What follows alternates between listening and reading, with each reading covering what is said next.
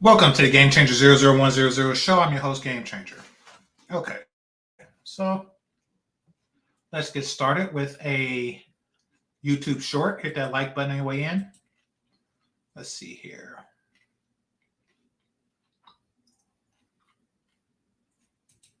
Here we go. Let me click that 3-line button. All right.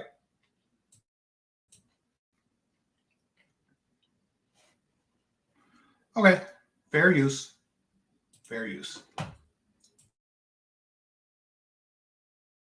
what I'm asking, I'll find somebody who will. Good luck. You're not gonna find no one better than me.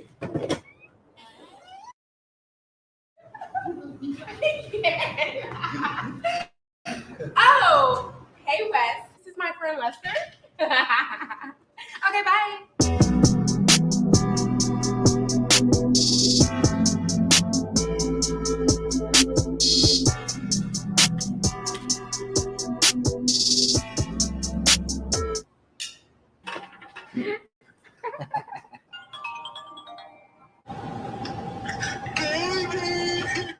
I'm sorry. Okay, Wes. I told you this would work.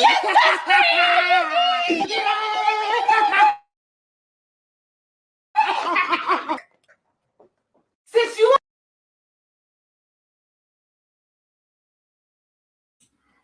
Okay, so for those of you who just got here, basically it started off with the brother and the woman was leaving. She was saying, if you don't appreciate me, I'll find somebody who will.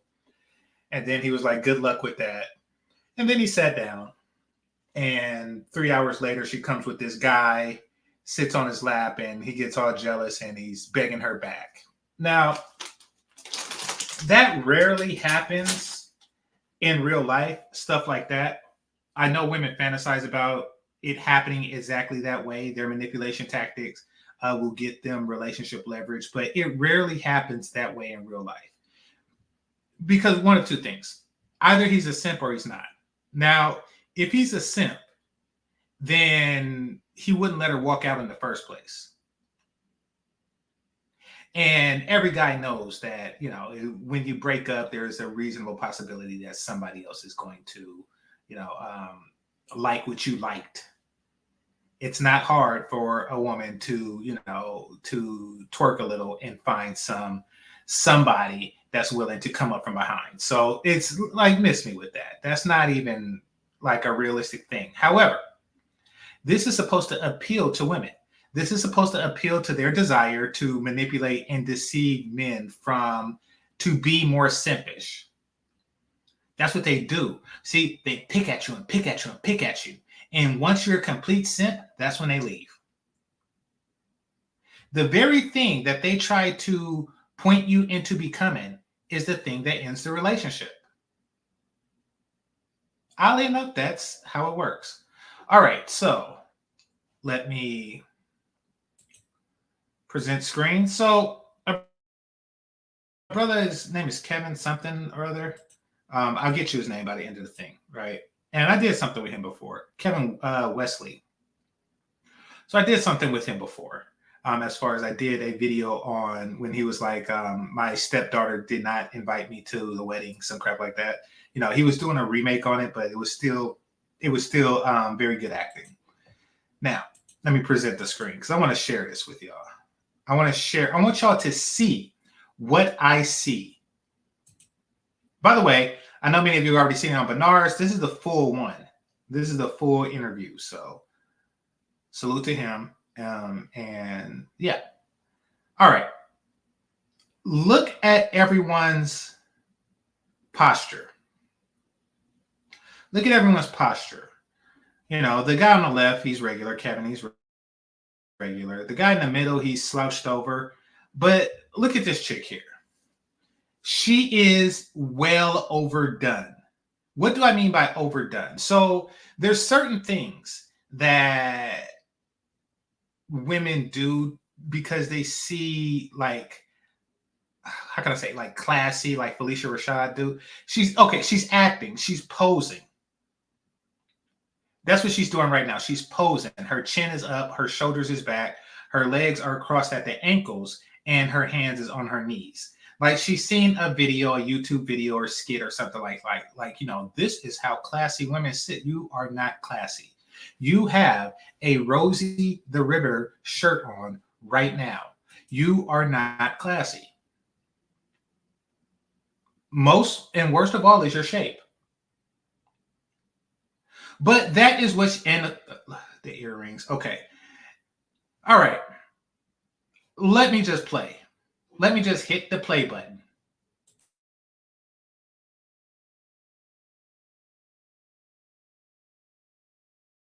Relationships and try to talk about the nuanced things in that relationship to heal it. This time we're going to talk about dating. So I don't know if you guys have saw the viral video, but there's a viral video where a woman is taken to the Cheesecake Factory and she does not want to go inside of there. She does not want to be embarrassed. This conversation ended up going viral, and here we are. Alicia, it is a pleasure to meet you. Yes, thank you. Jay, pleasure to meet you. Welcome to the show, and thank you guys for being willing to come here and have this dialogue. I'm sure you guys have gotten a lot of flack, maybe even some backlash and things of that nature from this video going viral. Well, Before we get into it, we're going to take a moment and just relook at that video. It's been a couple of weeks, so here we go right here. yeah.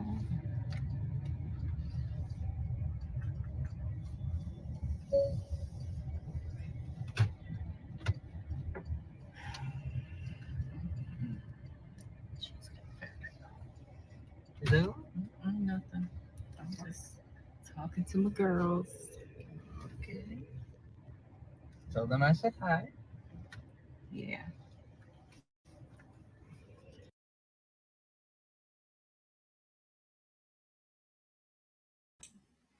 Right off the bat, before they even got to the Cheesecake Factory, the date is weird as hell. This is weird as hell. If you see somebody smiling in the phone, saying that she's talking to her friends without talking, that is annoying because she's obviously paying attention to someone else or something else. She's distracted and she don't respect him enough to watch that.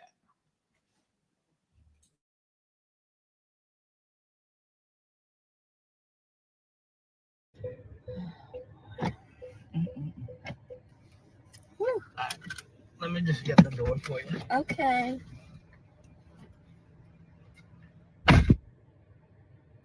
He got me at the Cheesecake Factory, y'all. I ain't getting out this car.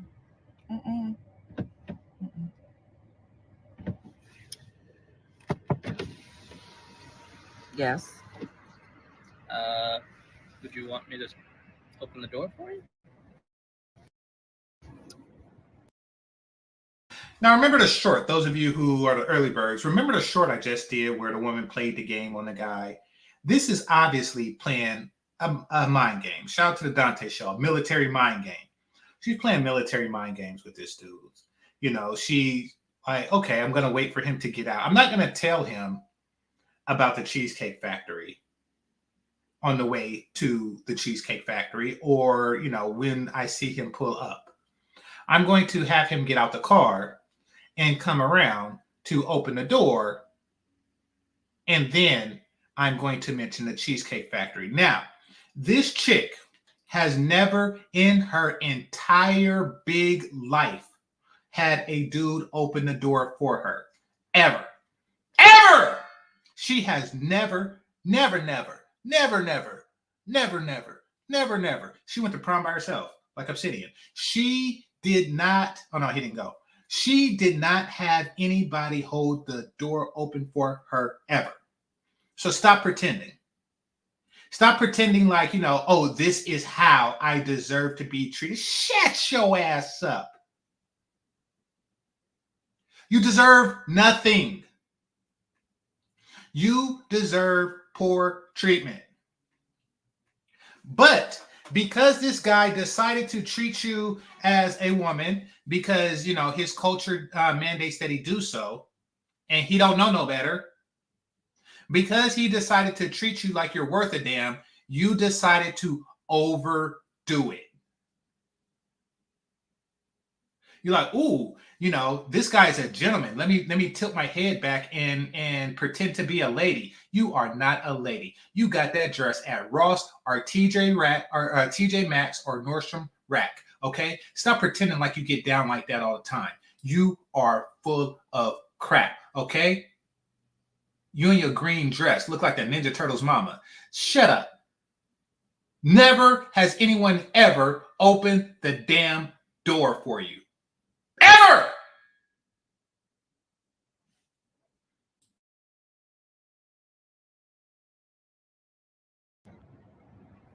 Okay. Are you're recording me? Yeah. Yeah. This is the Cheesecake Factory. This is the Cheesecake Factory, y'all. What's the problem with that? This is a chain restaurant. Who takes someone that looks like this to a chain restaurant? Not me. Not me. Somebody that looked like that deserves to be taken to the back of a chain restaurant while you eat the leftover foods of people who paid money. Okay? That is where you actually deserve to be. That is where the last person took you, and that is where you are used to going. You deserve day-olds, okay? When a donut shop sells their donuts and they have leftovers, he should have took you to wait outside that donut shop to pick the day-olds, okay? I only eat at the fine. Shut your ass up. You eat nothing. You eat garbage. Look at your shape. You eat garbage. All the damn time. And this is what happens. This is what happens when a person's online persona meets the real world. Like worlds have collided right now. Her online persona is, and these ditzy bras are stupid enough to fall for it, is I am a classy, sophisticated lady. I mean, look at my dress. And, you know, really the only evidence that you have that I'm a classy, sophisticated lady is the fact that I am saying that I am a classy, sophisticated lady. Shut up. Shut up. You pinky out bitch. You feel that if you sip your tea with your pinky out, somebody's gonna mistake that for class. Shut up. Shut up. I don't believe you.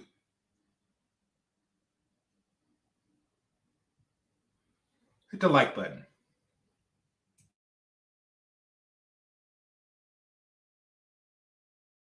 You want to talk about it? I'm fine with talking about it, even in front of them. Oh yeah, I want to talk about it. Yeah.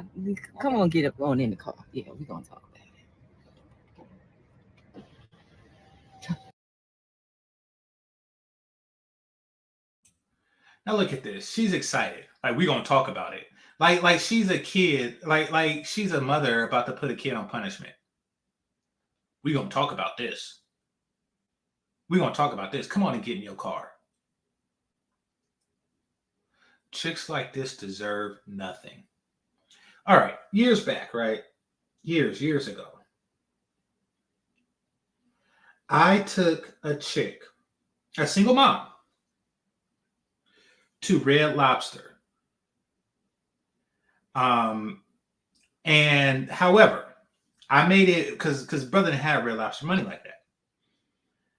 I made it blatantly clear that I am smashing after this. I am smashing after this date. And you know what she did? She agreed. She agreed to the terms. And she was definitely hotter than her. And I'm not saying she's the most beautiful woman in the world, but I'm saying she was hotter than her. But so it was like, okay, perfect. I'll bend the bank a little bit and enjoy some cheddar biscuits myself under these terms and conditions. Now, what happened was we got there and it was crowded. And what they did was they gave us one of those things that light up when your table is ready. So gave it to me, and I held on to it, and we was in the car talking. And we was in the car talking for anywhere between 15 and 45 minutes. So let's just say 30 minutes, right? And then I said, okay, we're going to be here forever. Let's just go somewhere else. Let's just go to Jack in the Box or something. Get something, go home and kick it. This was before Netflix was a thing. I remember this was when Blockbuster was still in business. So I was like, let's go home, and chill because it's, we could be here all night, right? And she agreed, which means I got to hit it for Jack in the Box price. However, see, that would be the happy ending to the story. It's not a happy ending story for either of us, right? However, as I was leaving, the thing lit up like right then and there. And then I hit it and I walked away and I hoped that she didn't see it, right? And then I took the thing back to Red Lobster. Then I went and I started to drive home, right? And then she said, I seen that, right? You just didn't want to take me. I was like, oh yeah, well, I didn't, I figured since we already agreed to go to church. No, you just didn't want to take me, and you just thought that you can smash on me, without even treating me right. And I'm thinking to myself, I was like, yeah, pretty much.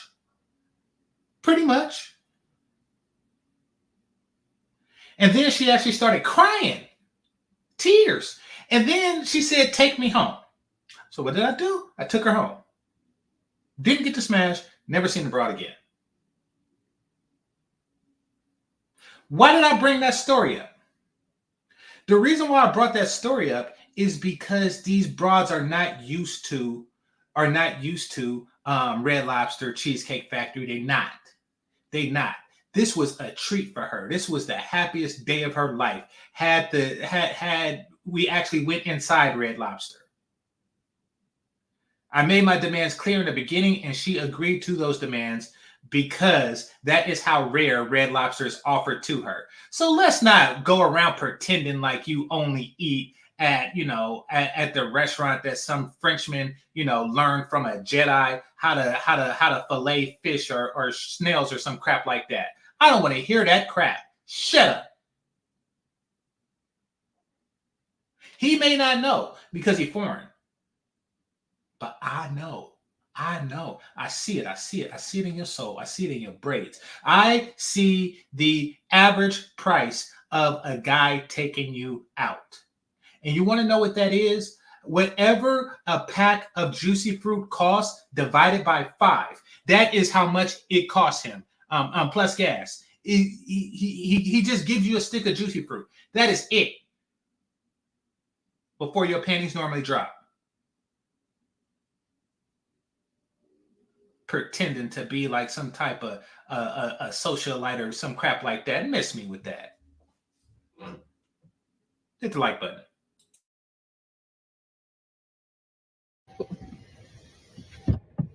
Oh, okay. So Yes, let's talk about it. So you expect a man to go all out on the first date. Is that right? I mean, you're supposed to. When you take out a beautiful woman and you're courting her. Beautiful women never have to call themselves beautiful.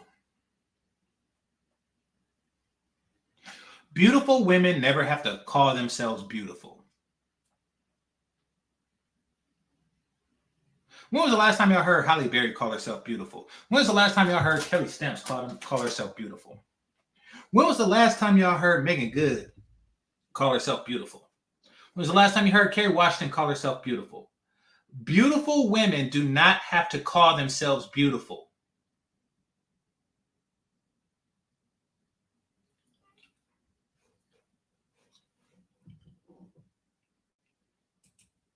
Because I get courted. So you're courting her, right? You're supposed.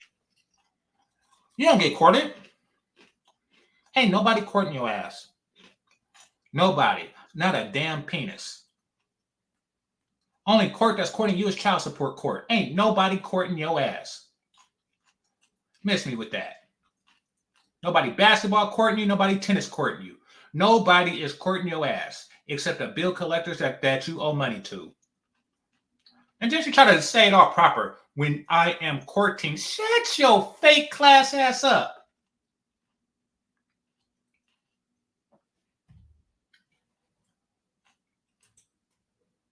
Supposed to take care of her. You're supposed to cover her. You're supposed to protect her, cherish her, treat her well, right? Yeah. And And what you're supposed to do. I agree. Not I at the went Cheesecake into this Factory. date as I expect, with the expectations for myself, to keep you safe, you know, to respect you, to pay for your food, of course, pick you up, of course, and just treat you like a gentleman, which I believe I have done. I mean, you've been pretty and then- nice, but I mean, And then Cheesecake Factory. I, on the other hand, have certain expectations for a girl I go out with on the first date. I expect her to be respectful too. I expect her to be cooperative, and at least, you know, What did I do that wasn't cooperative? well, I mean, like, even like, You didn't open the door. If somebody's trying to open the door for you and you're locking it, you're not cooperating with that person.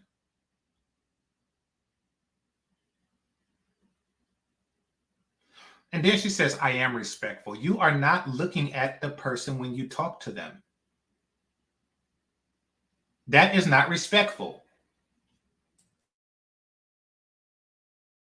when we were walking to the car, you wouldn't put your hand around my arm or anything like that, or hold my hand or anything like that. I mean, it's too early for that. Okay, I yeah, don't know and you. I Yeah. can respect that. I can respect that. When I got to your apartment to pick you up, you didn't want to invite me in. I can respect that too. We're not Again, maybe I don't we're not know there. yet. Okay, I don't know yet. and then, but I mean, I feel like I'm doing everything I'm supposed to do as a woman. but I got myself there's all made nothing up. wrong with the Cheesecake Factory, right? Yes, there's a lot wrong with the Cheesecake Factory. Okay, well, look I mean, at my planner where we were gonna go originally. see, now that's where we should have went. All right there.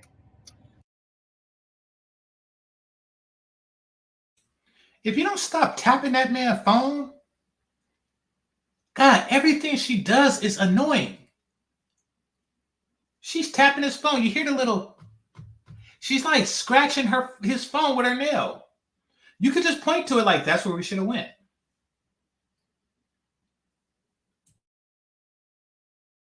Call See, him. Call him. No, What do you mean no?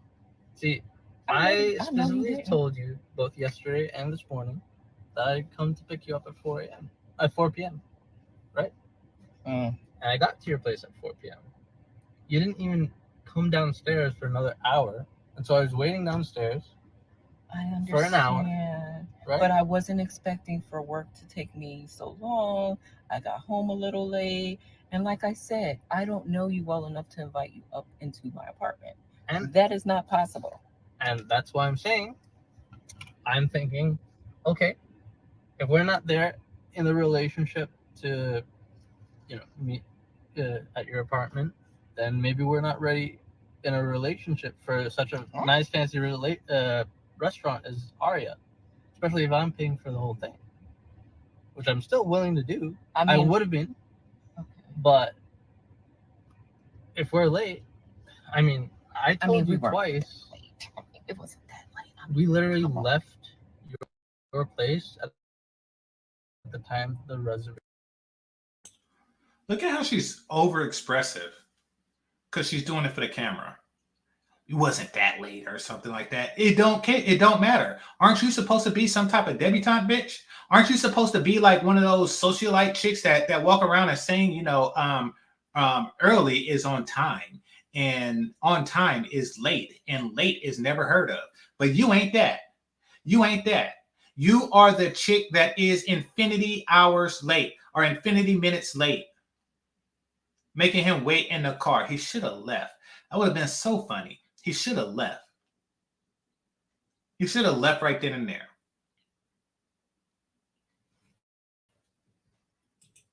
Was supposed to be. Oh, And I specifically said 4 because maybe we could get there early and even have some time to get to know each other on the way there and while we're in the parking lot. I mean, I'm waiting for a reservation. we can still get to know each other. Isn't there another restaurant you can call that, like, the equivalent to that? I mean, I literally you don't just said, understand. Look at me. I cannot go in the Cheesecake Factory. there's nothing. I will die.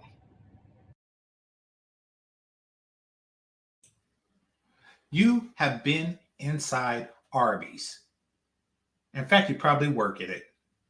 You have been inside worse restaurants and better women than you. And by better, I mean better looking.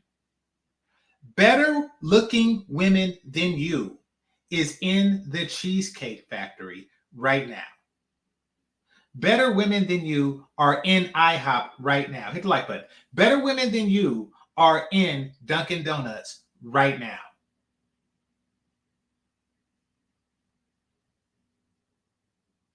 How come they're not saying that crap? Where did you eat last night?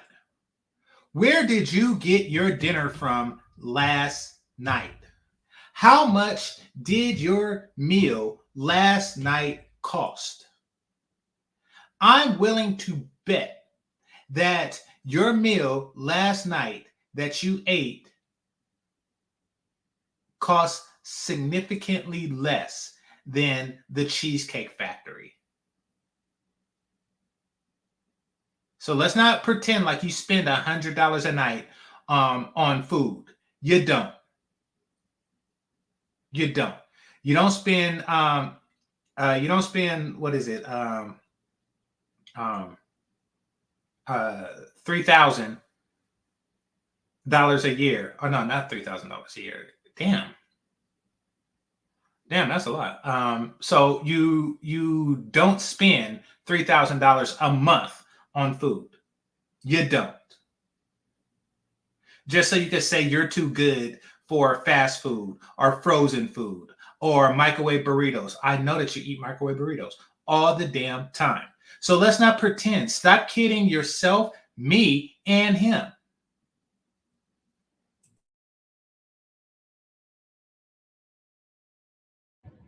That's Okay. embarrassing. Listen, as I said, I have very specific certain expectations for dinner. No. I can tell it's not gonna be there.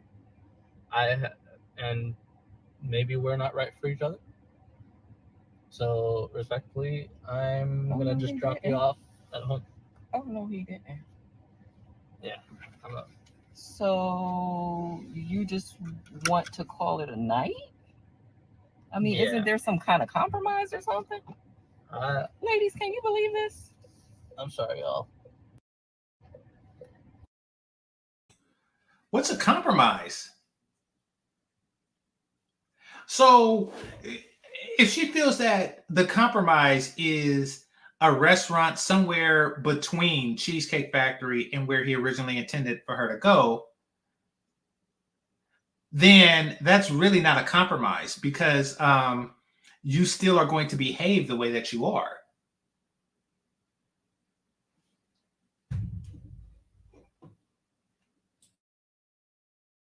If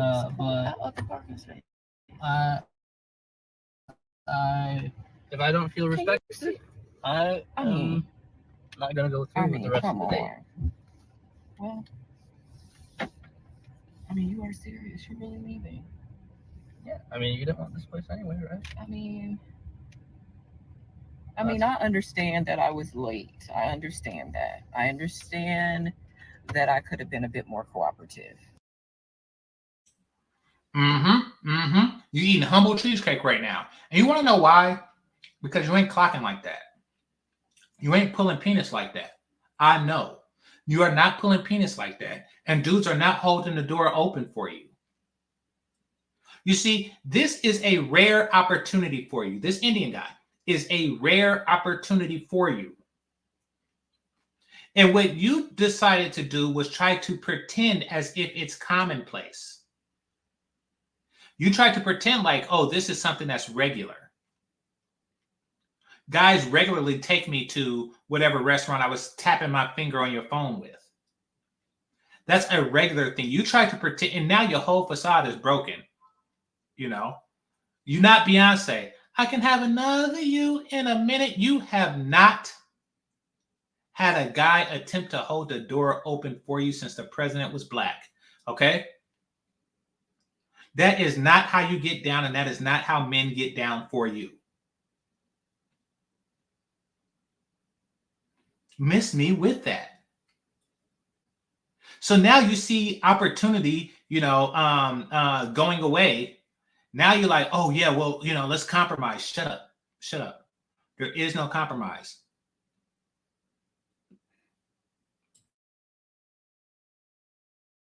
You made some good points. That's why I'm willing to compromise. Are you sure you want to go home? I don't have a lot of rules. I don't have a lot of expectations for a first date, but I've already set them, and you've broken everyone. Oh So my God. I'm sorry.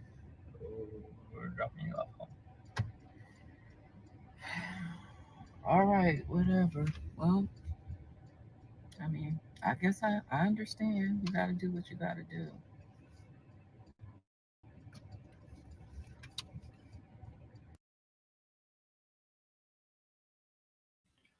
You got to do what you got to do. You damn right. He had to do what he had to do.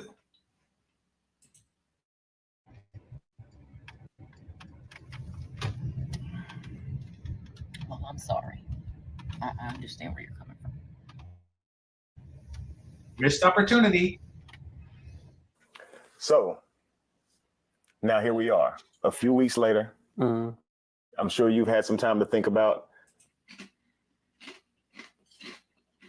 what you guys discussed in the car. I'm sure you've had some time to think about it. Yeah. Before I ask you any questions, have you guys had a second date? No. No second dates. Not yet. Okay. So I'll start with you, Jay. Mm. What has dating been like for you since that video went viral? Since I was on the video, kind of unexpected. I might not have put my best foot forward, and so I feel like, I've not really met anyone since who.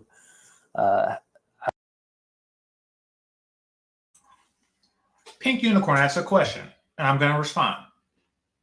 How is she even fatter there? She was always that fat. What she did was, in the previous thing, is that she wore a girdle. She wore a girdle. And she also wore one of those girdles that you put around your fat, and then it has like a elevator for your titties. And it's just that now she don't have that on for whatever reason. So that's how, she's just doing a worse job at hiding it. But no, the fat was always there.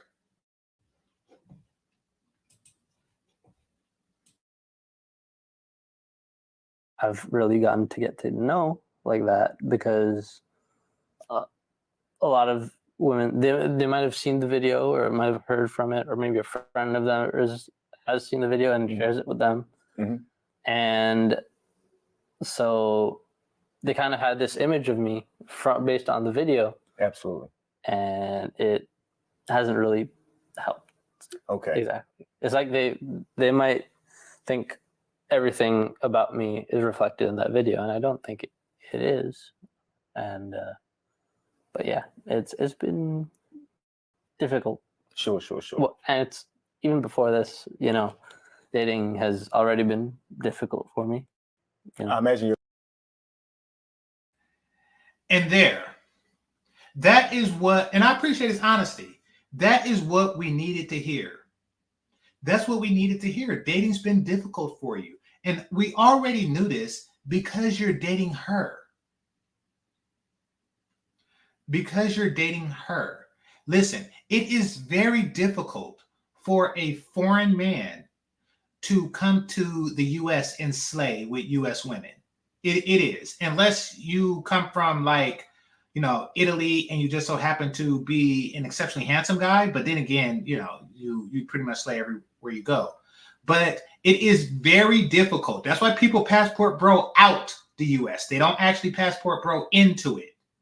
So yes, it is very, and especially if you're Asian, which he is, especially if you're any type of Asian, you are going to have an extremely difficult time courting an American chick. You just are. They are not physically attracted to you for whatever reason. And that combined with y'all don't have anything in common. So yeah, it's going to be extremely difficult for you. And quite frankly, this was all you can get. Now I'm going to get into this further when we talk about how they met. But quite frankly, this is all you can get. So I want you to imagine how obnoxious you will. And I know you listening, you Ninja Turtle mama looking chick, you. I know that you are listening. I'm going to keep it a buck with you right now.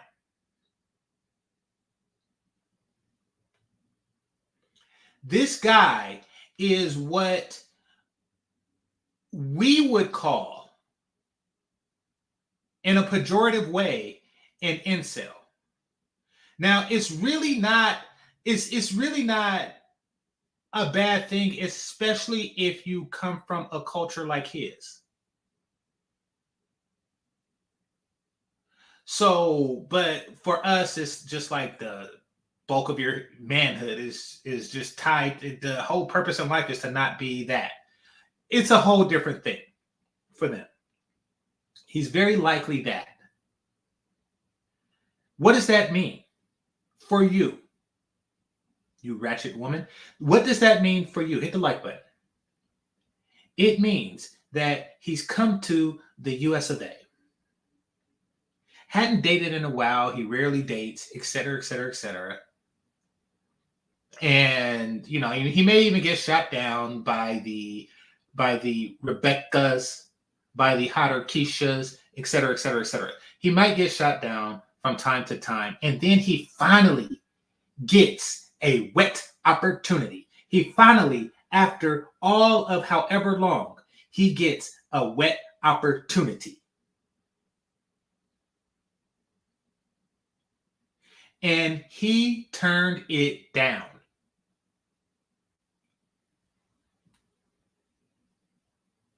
He turned down your pussy. You just got shot down by a damn incel. How pathetic are you? That's like a homeless person not eating your food.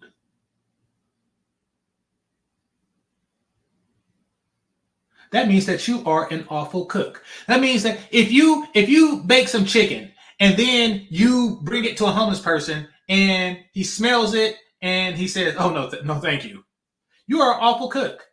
He smelled your vagina and he said, "No, thank you." And this, oh gosh, that is where you are at. Hit the like button, like Jackie said. Hit the like button. Your views kind of clash with what you're looking for and what they're looking for. Yeah, I think so. Because, I think in general, my values kind of reflect wanting to build something that lasts. Yes, sir.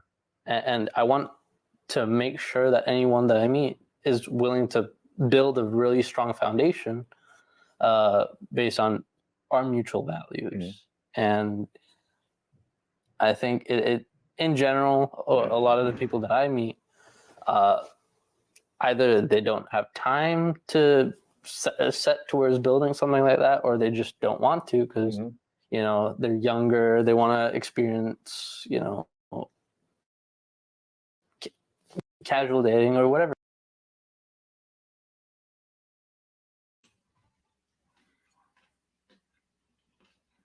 You stupid. You stupid are extremely naive.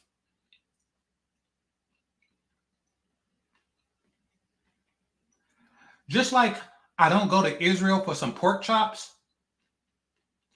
You don't come to America hoping to find a woman with values. Hell is wrong with you? And you damn sure don't go to a 6-foot Bahamian big black chick expecting some traditional Indian values. What in the hell is wrong with you? You're stupid. What in the world has ever taught you that what made you think she has any values whatsoever? I want a woman with traditional values. And you went to her? What in the hell made you think that she had traditional values at all?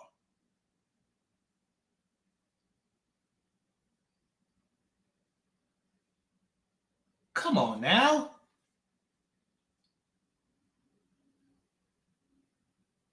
This is just something you do so you could tell the homies that you're not an incel. What in the hell? I'm looking for traditional values. You looking in the wrong place.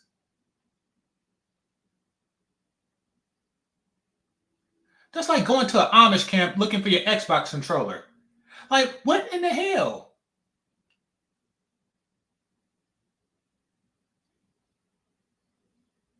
What made you think that?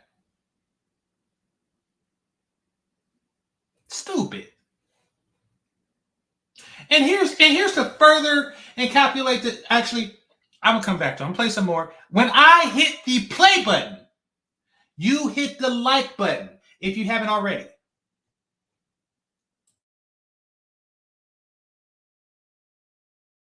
It is, and it's just not something that I'm looking for right now. Understood. So obviously, guys, Jay's saying that they have a negative, viewing him in a negative light when it comes to dating. When I saw Jay, I saw someone who was making some excellent points, who knew what he wanted, and he's actually now like a Giga Chad in the manosphere world, in the red pill community.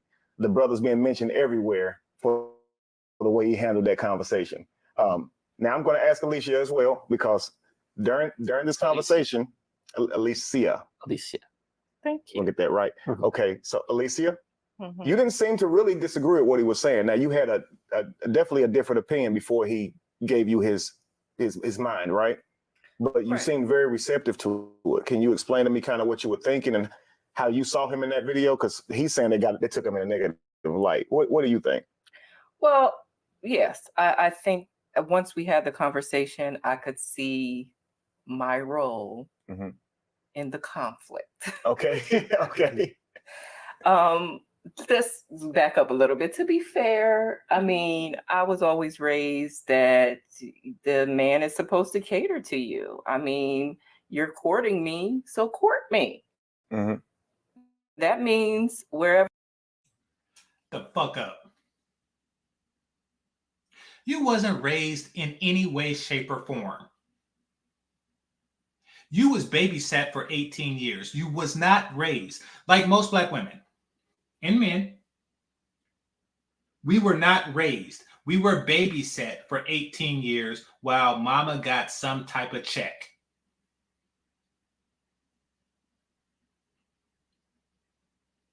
And the only actual mating culture, dating culture, relating culture that they give these young broads is hoe culture. Your mama taught you sometimes you just got to use what you got to get what you want.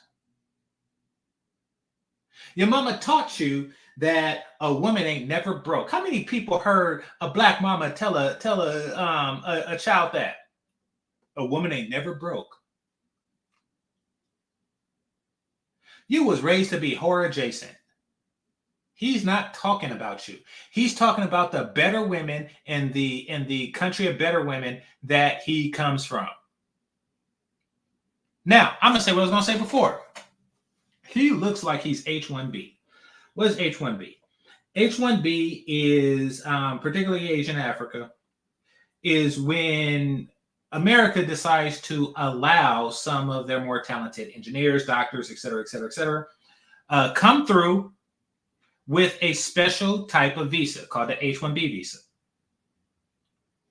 Contingent on they work while they have it. So they have to work real hard and, maintain the position they're in, and because it's very hard to find another job that takes H-1B people. Now, and I know guys like this. I know engineers like this. What some of them do, particularly from India, is that they marry the arranged marriage chick. Well, here's what I mean by that. This young man's mama got somebody out there. This girl's mama, listen, I know a dude, right? I'm not gonna say his name. But he went to India and interviewed wives. He interviewed 5 women and he married the 4th one. Like so basically his mama had like a lineup of chicks that's just, like, okay, this is my church friend's daughter, and she heard that you were an American engineer, and, she's looking to marry. And so he just interviewed and he married the woman that he's with now based on that interview. Now, their plan is to, they had a kid. Maybe they had more since I last seen this dude. But they had at least one kid. And he said, listen, quite frankly, once this kid comes of age, he could sponsor me and my wife to become full citizens. Because he's a full citizen. Their child is a full citizen. So that's their plan. You are going rogue. You are going rogue into a place you ought not to.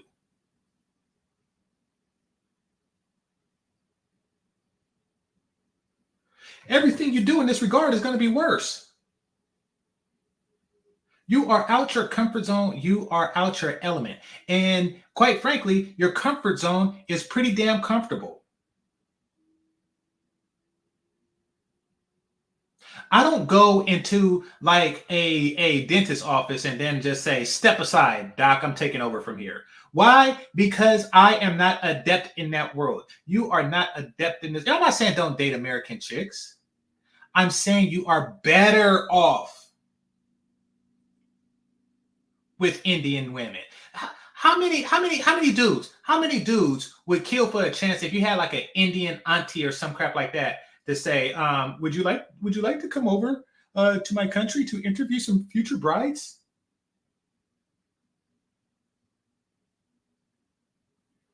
How many of you would love to have something like that? And then she says, what type of women are you looking for? And then you take a printout of Princess Jasmine. And then you give it to her. And you say, there are 1 billion people in your country. Find one that look like this.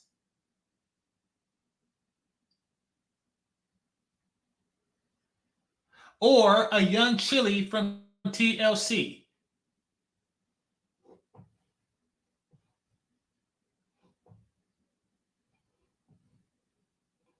Oh, crap. Who's saying I'm black? Okay, hold on.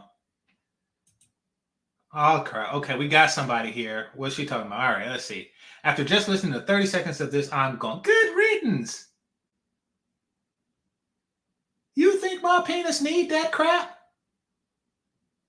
The commentary is disturbing and disrespectful. Ain't that now we talking about you. Since I'm already disrespectful, now we talking about you. You want to know what's disrespectful? The way she treated him. Being an hour late is disrespectful. When he comes to open her door, she gets uppity. That's disrespectful. Everything she is doing to this person is disrespectful. Is this a white guy assuming that he thinks what happens in her life?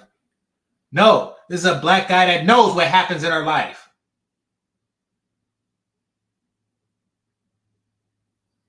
I see behind that curtain and it's a bunch of fatter bitches. And that's why you are protecting her. You are protecting her right to be fatter, to be obnoxiouser, to shield her from critique of me. And what does the sisterhood get you? Huh? On TV begging for small Indian penis. Yeah, we're going to talk about this some more.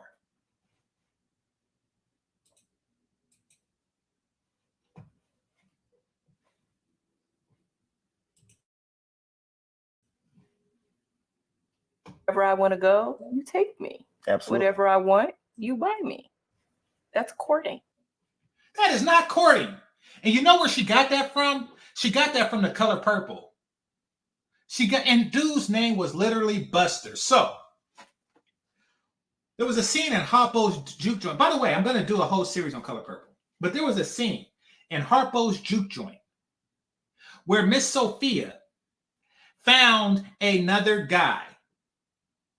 And his name was Buster because he was a buster. And then, Harpo was like, this scandalous. And she was there with another dude. And he was like, I'm not here to fight my wife's battle. My job is to love her and take her where she wants to go. Shut up, you stupid. You're stupid. That's why you're a buster. That's why you got beat up in Harpo's Juke Joint. You're stupid. My job is to love her and take her where you learned how to court a man from The Color Purple, a movie that took place 100 years ago. You're stupid. Trying to get with a buster. And that's why Harpo had to beat you.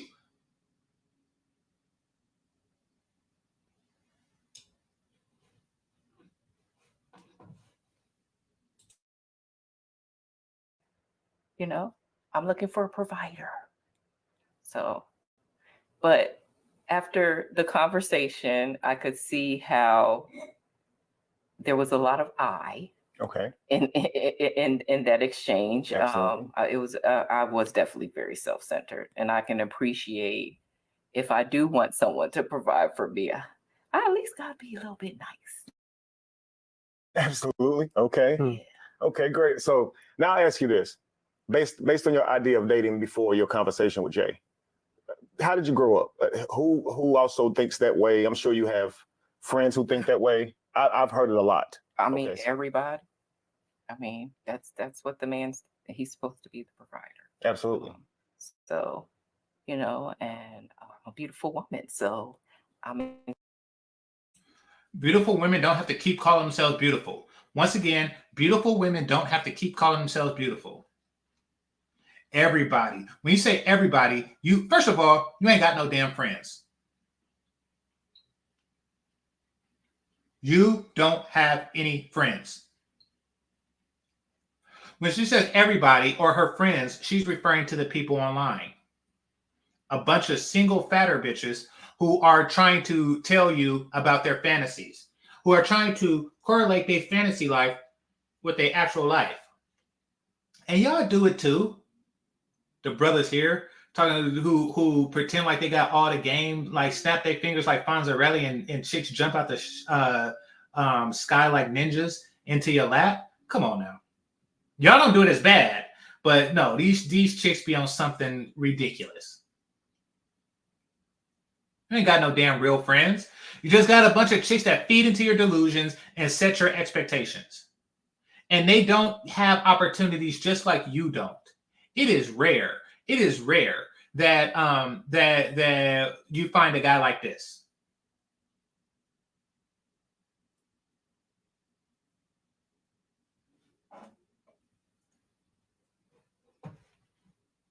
expecting to be treated like royalty. I mean, come on. So that's what I was. Is how do we treat him? And that's Right, where the right, disconnect was. right. In the video, now of course I'm sure you think of it differently now, but in the video you basically told him that, you know, you're not going in there, you know your value. It would be embarrassing for you to go inside a Cheesecake Factory. A lot of people like Cheesecake Factory. Oh. Now, so when I see that video, I'm thinking, okay, she must have some friends who probably would disagree with her going inside a Cheesecake Ain't got no Factory. damn friends. Your peer group. So I would peer never, pressure probably I keeps would you from. never live that. Oh my God! I would have never lived that down. Wow, I just mean, ate the Cheesecake Factory. Her friends. Listen to me good, right? I don't eat at expensive restaurants. I don't. I think I only did it in adulthood. I only did it once, and that's because Ike Ogimian, shout out to him. You know, the ballin' African dude from YouTube picked up the check. I do not do that. One time I was in San Francisco, minding my own business with my homie, right? And there was a place on one of the piers, and I was hungry as I don't know what. So I was like, all right, bet, let's just go in here and get something to eat right quick, right? So went in, and there was a menu. Opened up the menu, and I couldn't see the prices.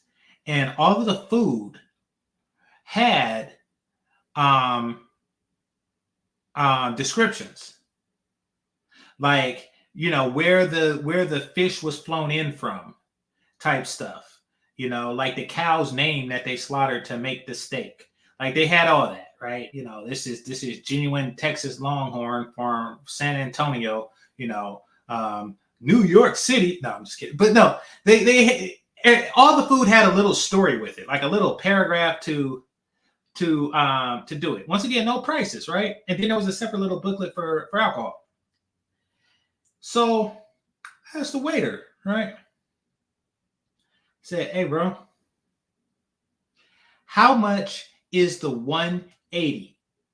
And let me tell y'all why I asked that. Because I assumed that the number 180 was the number of the meal, and that number takes you to another place where they give you the actual price. But guess what? That 6-ounce steak costed $180.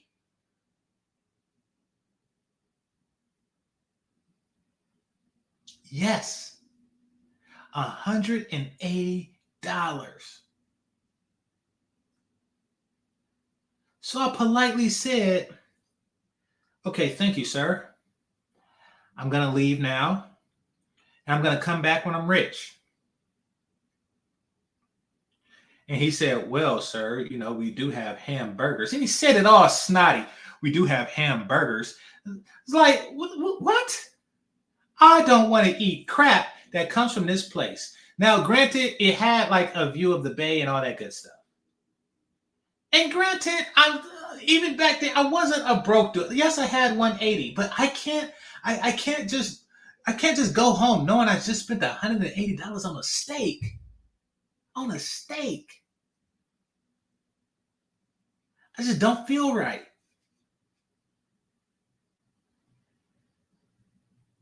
And then also, so there was Ike that hooked it up. And then there was a couple of times that, you know, at jobs and companies that where my boss hooked it up, you know, like company dinners and stuff like that. And you want to know what I don't see? Each and every time I go to one of these highfalutin restaurants, these $180 steak places, I don't see bitches like her. Ever. Ever! I don't. They be like these hipster white kids, you know, sometimes. And that's like the bulk of the young people. Older couples dating, et cetera, et cetera, et cetera. You know, and by older, I mean like 30s, 40s plus. You don't. Oh, actually, I did see like a couple like that, but it wasn't a first date. They were obviously they have obviously been together for a very long time, possibly even married. So stop trying to pretend like you and your girls only eat at the $180 steak place. That is ridiculous. If Kelly Stamps, y'all know how I feel about Kelly Stamps. If Kelly Stamps was to say, "Hey, GC, you want to go out right now?" I still wouldn't take her there. It's something that's in my soul that tells me not to spend that much money on food.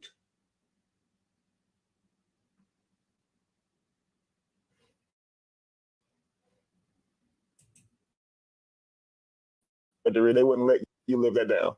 No, I have an image to protect.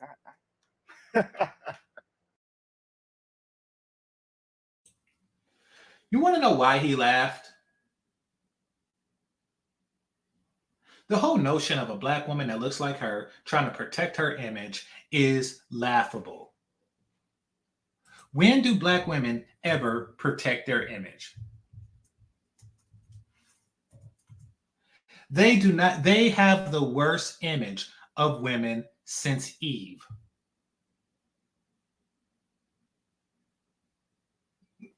They never protect their image. Now, speaking of image, I'm going to show you her image. Hit the like button. Hit the like button. I'm going to show you exactly her image. Holy crap, what's this? I'm going to get back to that. All right. So, since you want to talk about image, I got an image to protect. All right.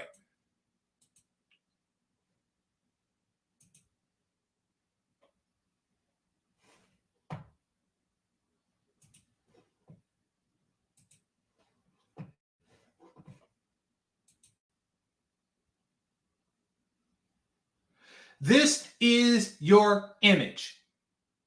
Right now, this is your image. Not only do you have arms like Rosie the Riveter, you are actually wearing the exact same top that Rosie the Riveter is wearing. Now, after I Googled Rosie the Riveter, guess what came up? Oh.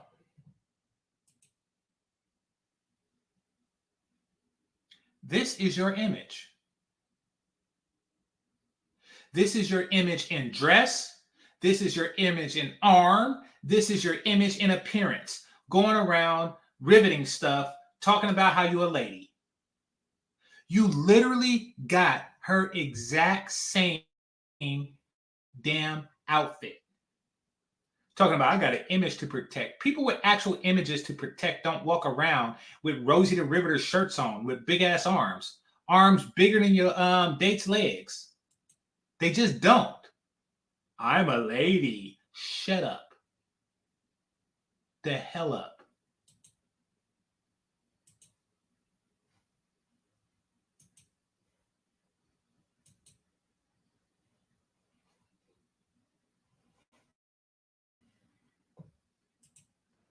Nicola does not do that. I mean, that was, that was my circle, though. That's how, I mean, that's what. You ain't got no damn circle. That's how we roll. You ain't got no damn circle. You ain't got no circle. You ain't got no friends. You just have the internet. Look, her sleeve is even rolled up and buttoned to remain rolled up. She is getting her fashion. We got Jackie Jack here. She knows about fashion. She's getting her fashion brand is, you know how they say, oh, yes, this is part of the Rihanna line. This is part of the Riveter line. You got your fashion from Rosie the Riveter with the button-up roll-up so to show off your arms. What the...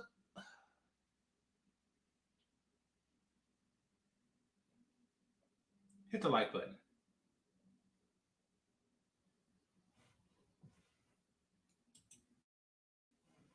Roll. Sure. I mean, to be quite blunt, that's how we roll. Hypergamy is a big, is a big thing in my circle. Mm-hmm. Is what I mean. That's because your circle is online. You don't have regular circles. You want to know how I know? Because your circle comes from It's stuff I hear on YouTube all the time. Hypergamy. Do you know how often I hear stuff like that talked about in like outside of YouTube? Hardly ever. And like the only person or people I would have that particular conversation with is somebody who seen Kevin Samuels, and they're talking about it in the context of Kevin Samuels. But I haven't heard that word used in regular circles in 2023.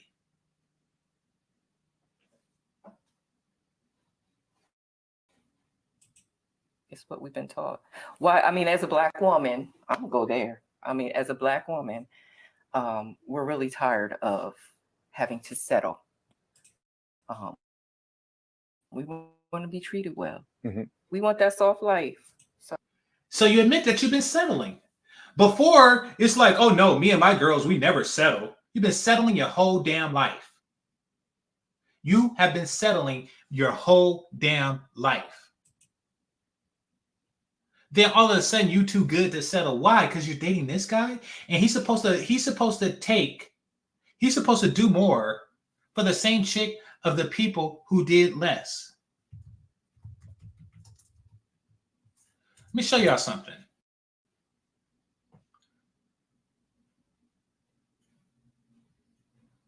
Let me show y'all what I'm talking about. And this is proof. This is proof of who's settling.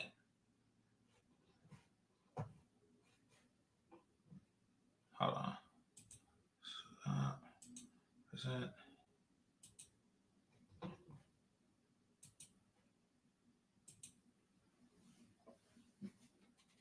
This is who he could and should be with.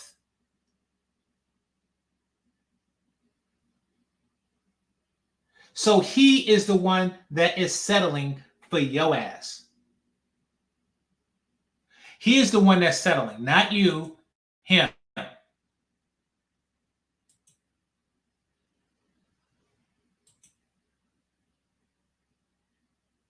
By the way, just to be clear, Jasmine is the hottest princess in Disney. The chick from Beauty and the Beast and the Little Mermaid, and I'm talking the cartoon ones, are close. But Jasmine is the hottest princess by far. So he's settling for your ass. You are Fiona, okay? You're like, you should be with Shrek and you Fiona, but instead he's settling for you. Out of all, I think that's Pixar. It's a settle. Miss me with this. You just discovered that you want to be treated right yesterday, and you're going to make this highfalutin demand not even knowing how to treat him. You're stupid. Stupid.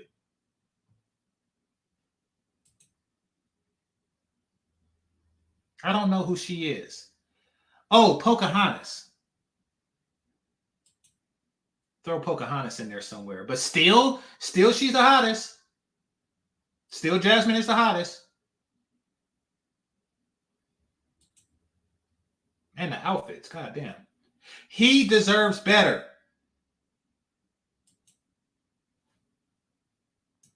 But you don't want him to know that he deserves better.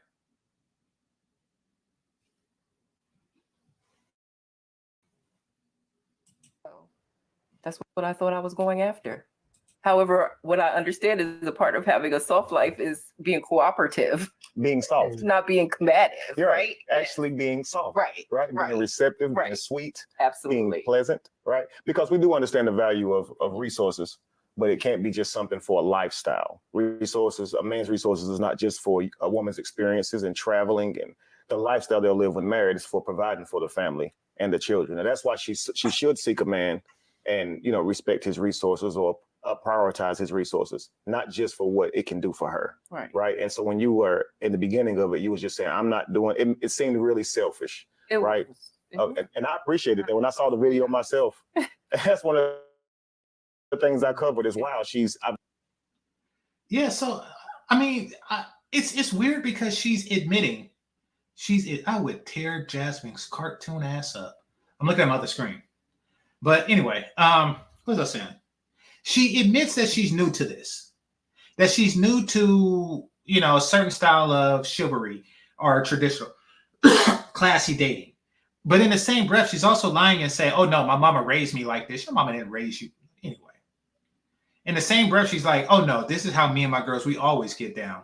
But we're Black women and we're tired of not being treated this way. So you're not used to it. You're new to it. You're not true to it. Just like he's new to dating overweight American women. I've never seen a woman that receptive to being accountable, right? Mm-hmm. And you were. But Jay, however, didn't want to go out on a date. He wanted to discontinue that date, and he wanted to take it on to the house. Mm-hmm. Jay, is that your first time stopping a date midway through and going back home, or? Yeah, something like that's. I'm sorry, at least. Yeah, that's the first time I've really put my foot down to that kind of extent. But it's not like an isolated incident, okay. Yeah. I've gone on dates with several people now, even before her, where they had very specific things they were looking for in a boyfriend or whatever, and even within my own circles, right?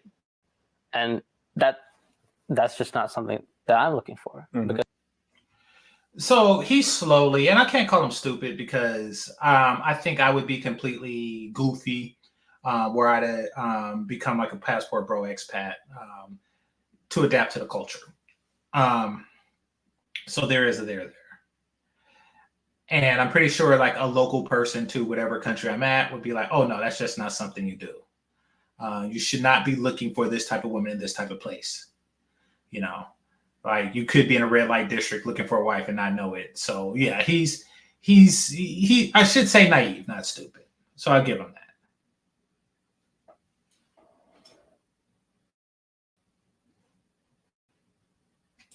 that. Because I was raised like we were talking about how she was raised, whereas with me, like my family, we've passed down the name for ages, and we're a very close-knit, strong family. You passed down your first name, Jay? Like yes. Your father's and father. Yeah, how many generations, probably? I mean, I couldn't really count it myself. Wow. Because I mean, the thing. You are in the wrong place. If you are looking for any type of heritage or traditionalism or any type of ancient Roxanne, let me back up a bit. Roxanne is the name of Alexander's wife in India. But if you come from a long, traditional, rich, cultural background, you are in the wrong country. This is the place where traditions and cultures die. They die here. They die. Picture a wedding ring, right? Picture a wedding ring. And every generation, the mother gives that ring to the daughter of, or to the wife of her son's, her oldest son's wife. And they have been doing this for years. And then one generation, and when I say years, I'm talking about thousands of years. India is a very old country. So I guess all countries are old, but y'all know what I mean. So, and then 1 year, you marry an American chick. And then she say, I'm not happy. And you're like, okay, but let me have my ring back so that I may give it to our firstborn son's first wife. She say, no, nigga, I'm keeping this. I'm pawning this. And there goes your tradition. This is where heritage come to die. This is where tradition comes to die. This is where culture comes to die. Because the only culture that's embraced here is consumer culture.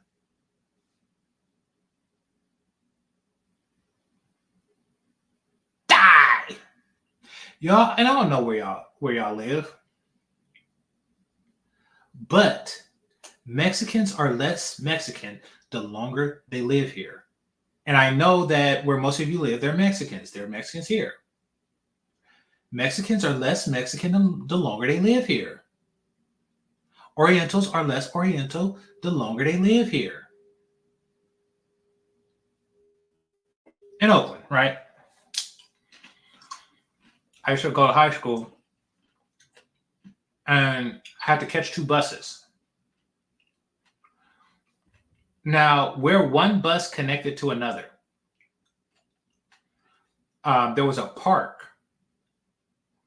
And in that park was a bunch of Chinamen and women doing Tai Chi, I think is what it's called. And, because you have to be to school early. So these people would wake up, these older people would wake up really early and do their exercise, their exercise / martial arts, things that they do. Now that's part of their culture.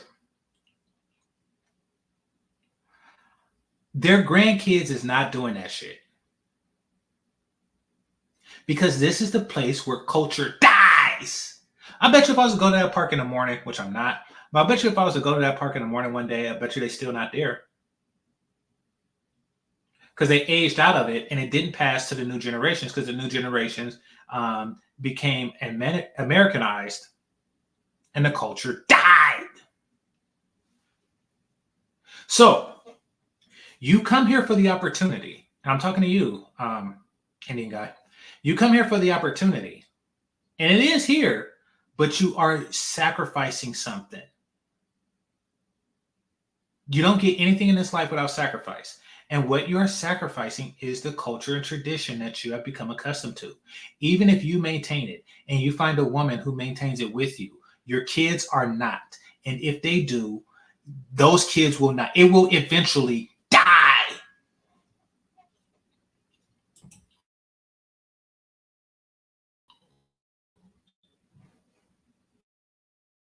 Is like I'm from India, Okay.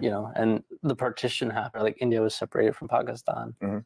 and a lot of my family were on both sides of that, and we had to come back together. Wow. And we had to. It was very important for us to stay strong after the fact. Mhm.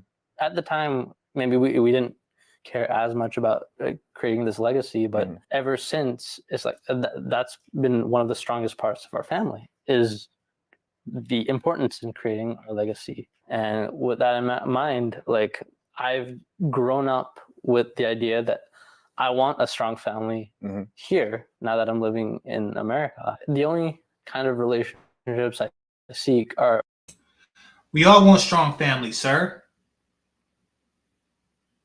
How many Americans you know with strong families? There is a reason for that.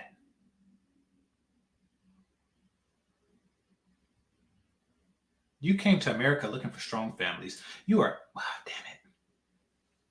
Die! Ones where that is the only value. That is the biggest value. That is the most important thing for the other person as well as for me. Wow. That's actually powerful. So your family going through all that they did, it caused you guys to really idealize relationships, right? And specifically relationships that last. Absolutely. And so here you are in America dating, and mostly in our culture where you stated earlier you were a Black woman.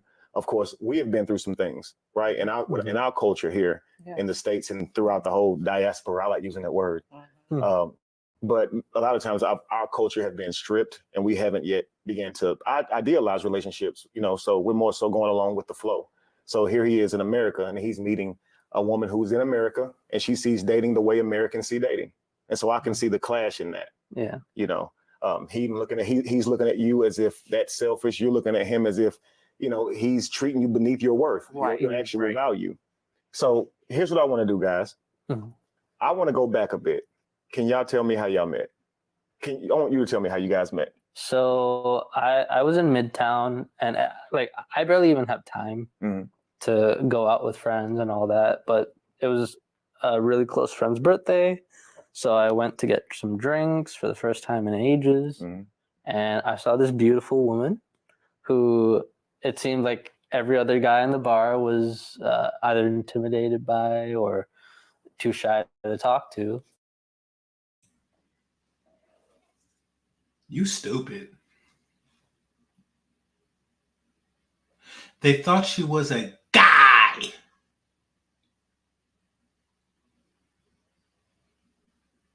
Something is wrong with your eyes and brain. For you to say, oh, look, all the other guys are intimidated. Or they don't want to talk to her. No, they don't want to talk to her because they're not attracted to her.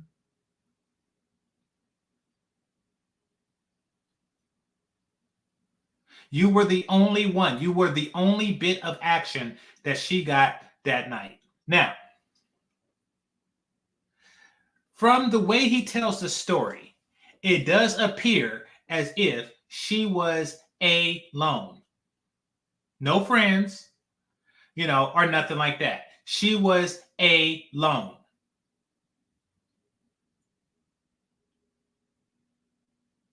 And he stepped up to her. And that's what chicks like this do.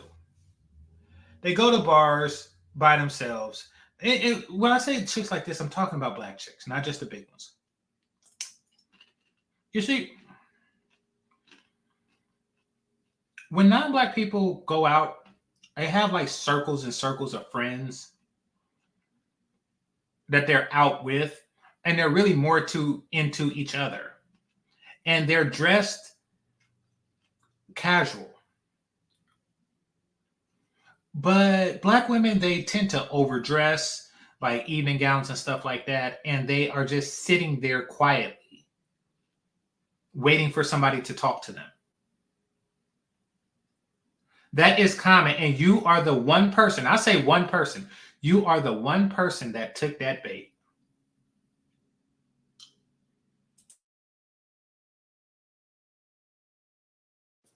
And I thought, what the hell? Why not? And she was, minding her own business. And I asked her, her name, Alicia, and I thought that's a beautiful name. And even despite how loud it was in the bar, we were still able to talk a little here and there. And I got her number, and she had to go. And so we kept talking after that for a little bit. And then like a week later, I asked her, you want to go out? To this restaurant. Yeah. And I told her it would be a surprise. And maybe that might be a problem on my part. It might have raised the expectations a little bit. But I guess the surprise ended up being Cheesecake Factory, where Right. the original surprise was.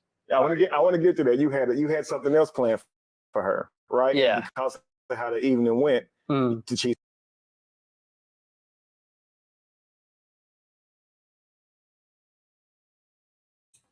My bad, I was on mute. These are two last picks. Yeah. And two last picks getting together typically there isn't anything wrong. The problem in this particular dynamic comes when one of the last picks tries to pretend like she was a top pick. Like all the guys wanted me, but I chose no. Nobody else wanted your ass. Nobody. You were a last pick. You may have been his first pick, but you was everybody else's last pick. And vice versa. So stop pretending like you just the hottest chick in there. Stop pretending that. Stop that. It's not that type of party. You are not the diamond in the coal. You are tar. You are something. You're gravel.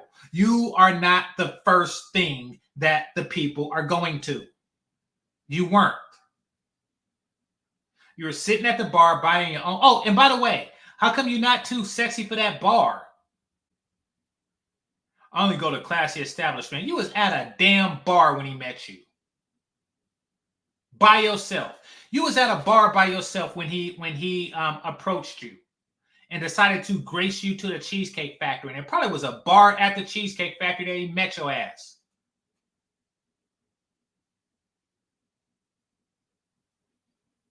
I only deal in classy establishments. No, you deal in establishments where Indian people go to have birthday parties.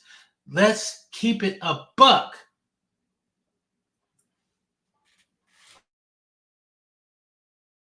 Cheesecake Factory happened, right? Yeah. So Can I just say before Sure. I love the Cheesecake Factory, and it's a place that I've gone to for like every birthday. So like it wasn't just like a random restaurant to me. It was also like a place that I've gone with my family throughout my entire life, and I love Cheesecake Factory. so you didn't. So obviously the because you guys were late, she wasn't ready. You weren't able to take her to the restaurant that you wanted to take her to. You figured I can't go wrong with the Cheesecake Factory, right? Yeah. It's my old birthday restaurant. You know, It's my lucky. she'll love it. And that's the lucky spot too at the perimeter. Lucky spot. Okay, Yeah. we'll come back to that. Well, no, I'm kidding with you. Okay. Alicia. Yeah. So Jay, you see Jay walking up to you in the bar, say Midtown. Mhm. He's walking up to you. He's going to talk with you. There are other guys around you. Did you notice those guys probably want to talk to you? Did you see that? And Yes, I did. so what made you say, okay, I'm going to give this guy a chance? What was it about him? Well, he was bold enough to come up and talk to me for Confidence, one. okay. So yes, I definitely am attracted to confidence. Mhm. He just seemed like he had. He was bold enough to come. It's not a matter of courage, sweetie, and you know it. It's a matter of attraction. What made you attracted to him was that he was attracted to you. And he's the only person that was. Okay? What made you attracted to him was that he was attracted to you.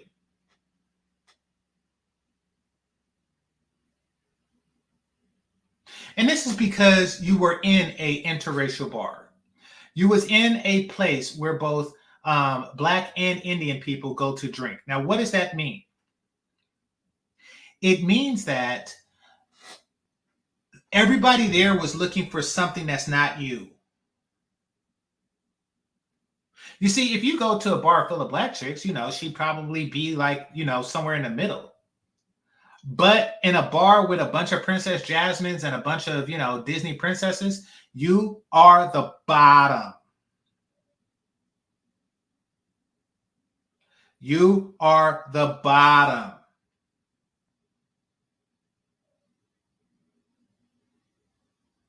And since this guy hadn't had any, since, the Big Bang Theory was still on the air, this was an opportunity for you both.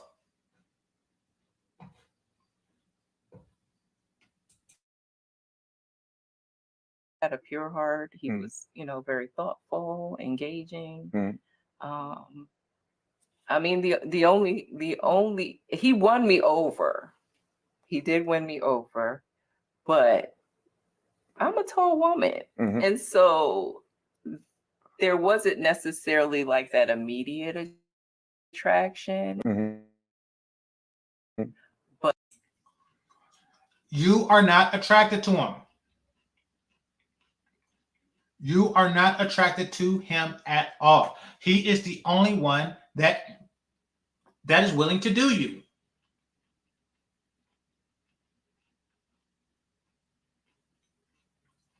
Period. I mean, I wasn't immediately attracted to him. I'm used to taller guys. Oh, really? Where were all the tall guys? Where were all the tall guys that was just beating down your door? There weren't any. You were sitting at the bar, sucking on ice cubes, hoping that somebody refresh your drink. And here he comes. He's not what I normally would date. Normally you date nothing. Let's be clear. Normally you date nothing.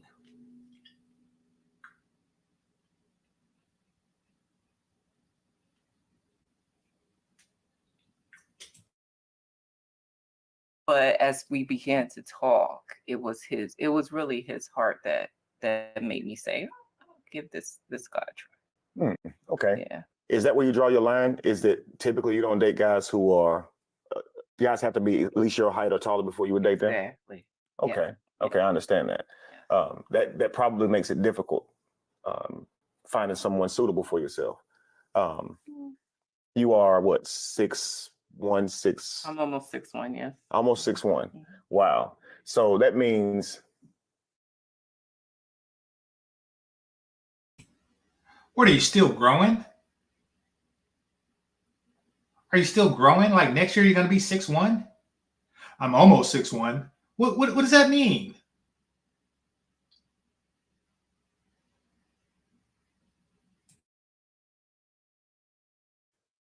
let's see, 14.5% of men are at least 6 feet, right? But that next 2 inches for you to find someone taller than you, that's 3.6% of men in the entire world that are tall enough that are they're at least 6'2". Is that discouraging? I mean, I only need one. I only need to You need one, but he needs to be that height. He needs to make the resources, right? Yeah. Stop pretending like you have standards. Stop pretending like you have standards. Stop trying to pretend like you're not desperate. Okay? Because you're doing that in front of dude. That's what you were doing. That whole shtick that you was doing was you pretending like you had options in order to get him to value you as you pretend to value yourself. You ain't got no damn options. You take what he give you.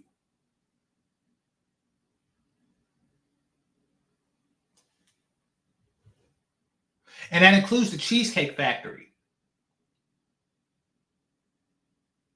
And if he wants to fill your gullet with a Burger King Oreo cream pie, is it Oreo or Hershey? Whichever one is in season, you take that and you say thank you. Because it's not a matter of the percent of society that is 6'2" or greater. It's the percent of society that is willing to be with you regularly. Not on a cold Tuesday, or not on an event. Like somebody who's willing to be with you regular. That is rare. Do you know how rare it is to find somebody like him, take somebody like you to the Cheesecake Factory and open the door?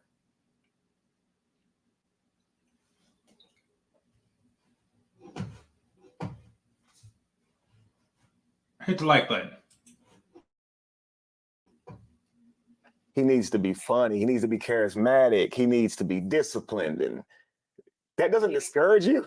Like, I'm an optimist. But no. I like it. Yeah, I like it. no, I mean, An optimist. the logically speaking, I understand what you're saying. I've heard this many times. But I haven't given up on I hadn't given up on that. But I'm actually open. I really enjoyed our conversation, so I would consider. Well, sure. And I was going to commend you for that. Y'all didn't have a conversation. You was talking to your fans and he was talking to you. That's not you enjoyed that crap? Only a woman like you would walk away from a situation like that and it's like, I enjoyed that. There isn't one thing that happened that was enjoyable. Not a one. Him waiting for you in his car for an hour. He put his arm out and you don't grab it. And then when he takes you to the Cheesecake Factory, you don't get out. What in that? All of that was enjoyable? I really had a nice date. I enjoyed our conversation. What the hell?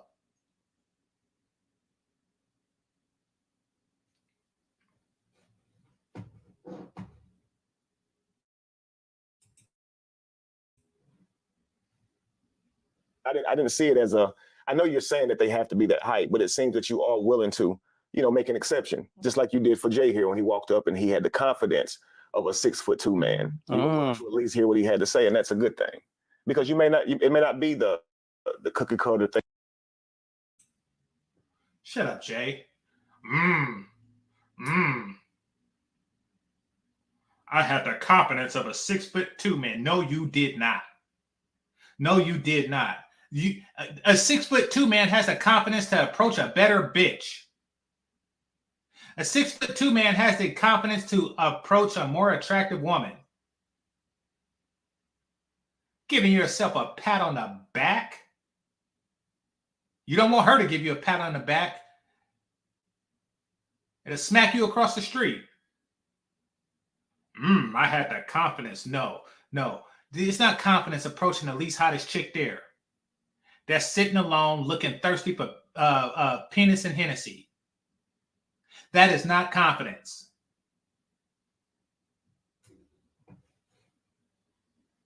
Thing that you plan out. So if we're going to look for a happy relationship, a harmonic one that gives our children and our lineage what they need for years and generations to come, right? We may have to make an exception or two, right? Yeah. Sometimes it's not what we want, it's what we need. And we have to be more open to what we need. That's absolutely true. What the hell? Bitch! You just said it's not a matter of what we want, it's what we need? So you just told a man there, I don't want you, but I need you. I really want to be with a 6'2" guy, but I need you to take me to restaurants that are better than Cheesecake Factory. Do these broads hear themselves?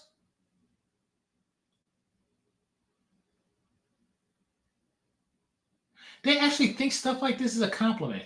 They assume that guy's self-esteem is so low that they don't see that as an insult.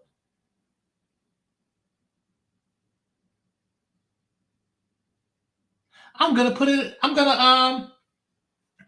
to the ladies in the chat room. Who's here? Let me see. Got Celine. Okay, I'm gonna start with Celine.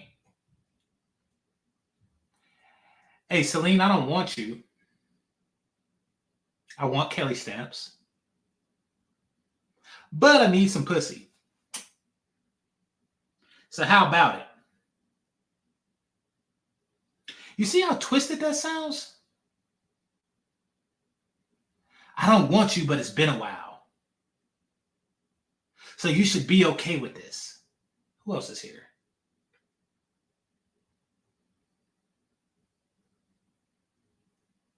Who else is here? Oh, I guess Jackie left. Let me see. Bad Melody's not here. Oh, I'm not going to look through the whole thing. Y'all get my point.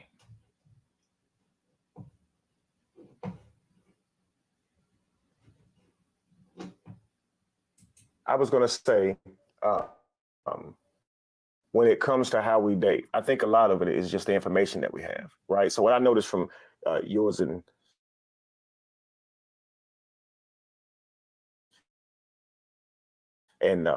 different view, like leading up to a relationship, and she had a different view.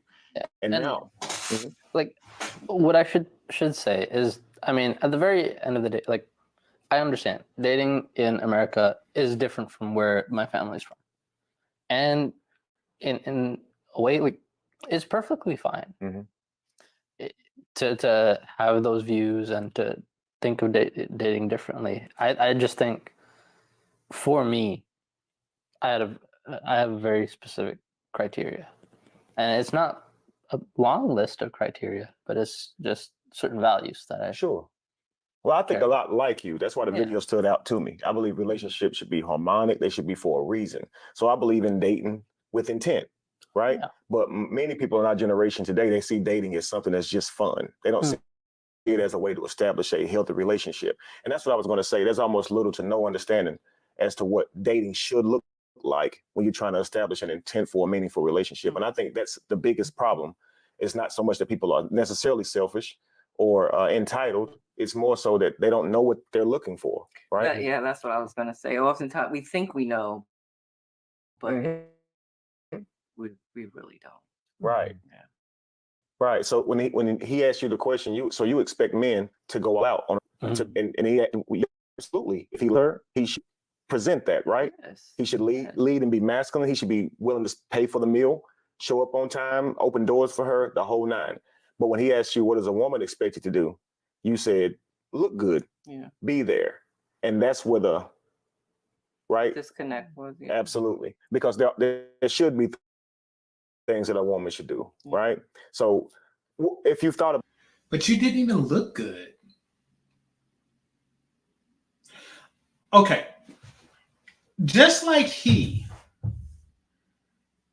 works every day to be able to take you to that dinner and put gas in a car that's taking you to the Cheesecake Factory, et cetera, et cetera, et cetera. You should be working every day to get rid of that. What's this? To get rid of this. To get rid of that right there. Wait, can y'all see where my mouse is?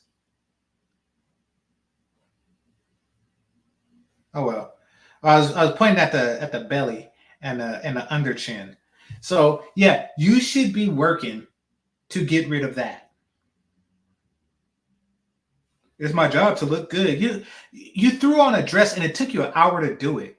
It took you an hour and 2 midgets holding it, or excuse me, doors, holding it open as you put your girdle on and jump in from a ladder.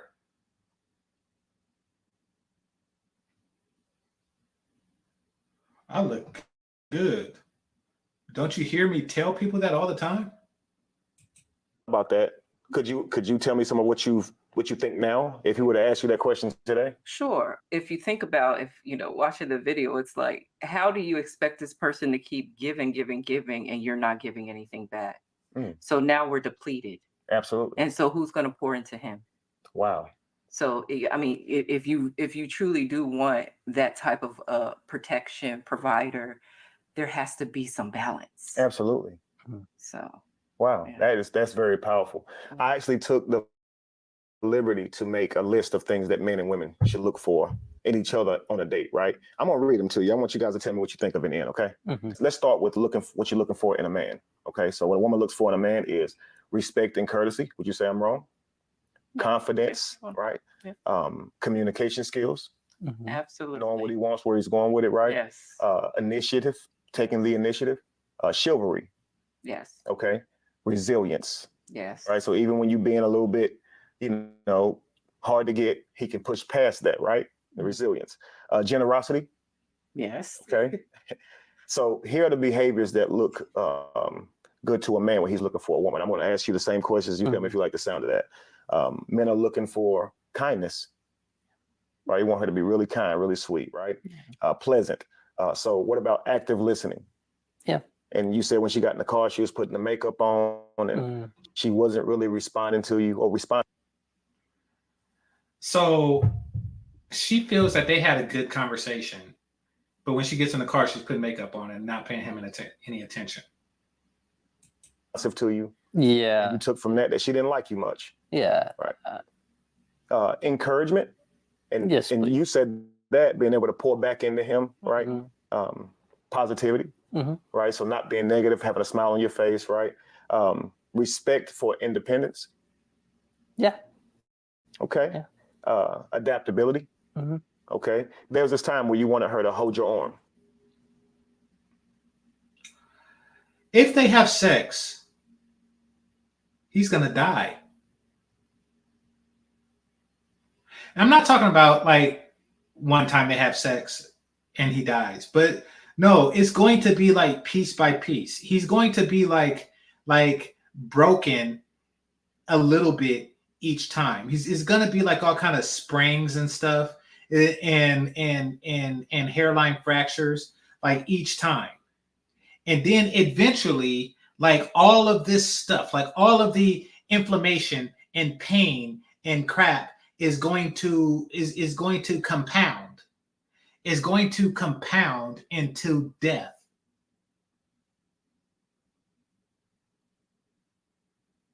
It's going to be death by 1,000 butts. Ha! All right. Yeah. Right. And walk you to the way so you could walk her to the car, and she didn't want to do that. Yeah. You expressed to her that you didn't like that.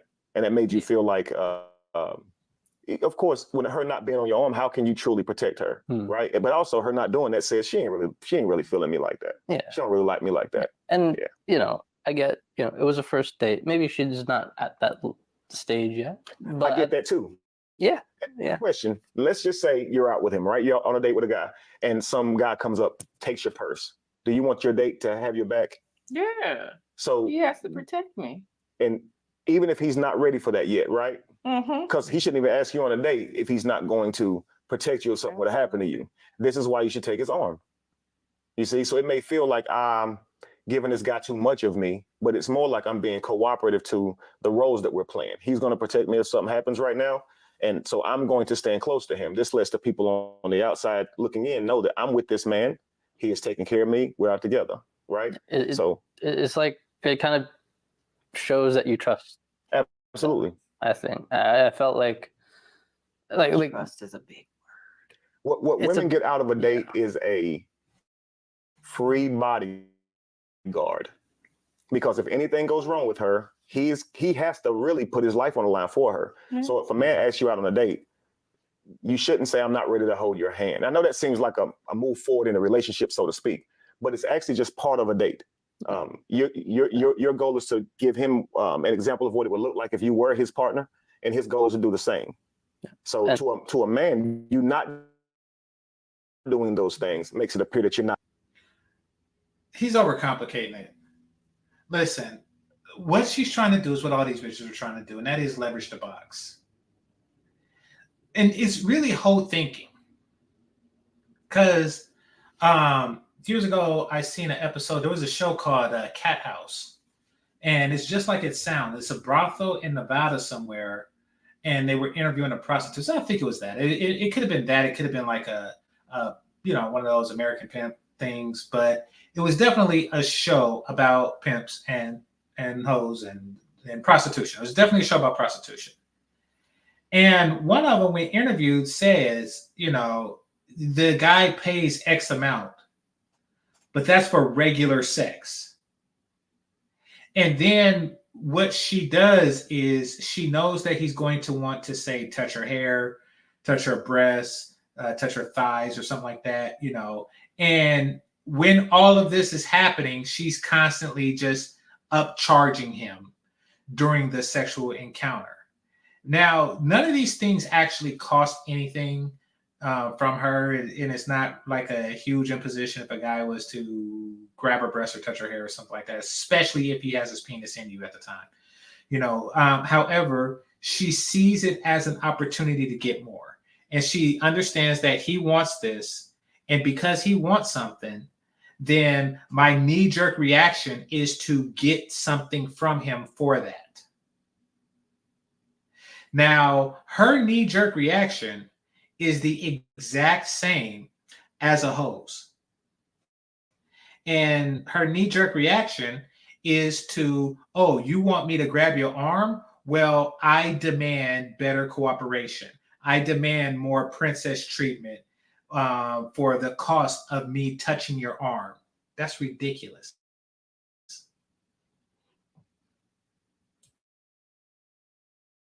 Not that interested. Definitely not ready to be a partner, I guess. It also kills his ability to be completely masculine for you on that date, because if you won't take his arm, then, I feel like when you just said like trust is a big word, it is a big word, but maybe the way I saw it is when you wanted to go out with me at all, that was you trusting me. Right.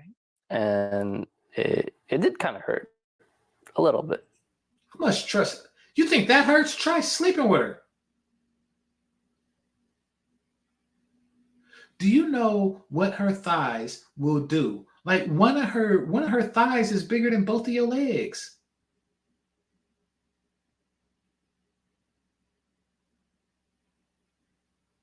I must break you. She is Ivan Drago. I must break you. I forgot what I was going to say. This man said it really hurt. I mean, again, I can respect boundaries, but it did still at the same time hurt my feelings if you didn't trust me. And of course, as men, we're going to try to be receptive to that and understand. It's not a matter of trust, it's a matter of manipulation. It don't take trust to grab somebody's arm, especially when you're twice their size. What is he going to do? Take your hand? Look at your hands.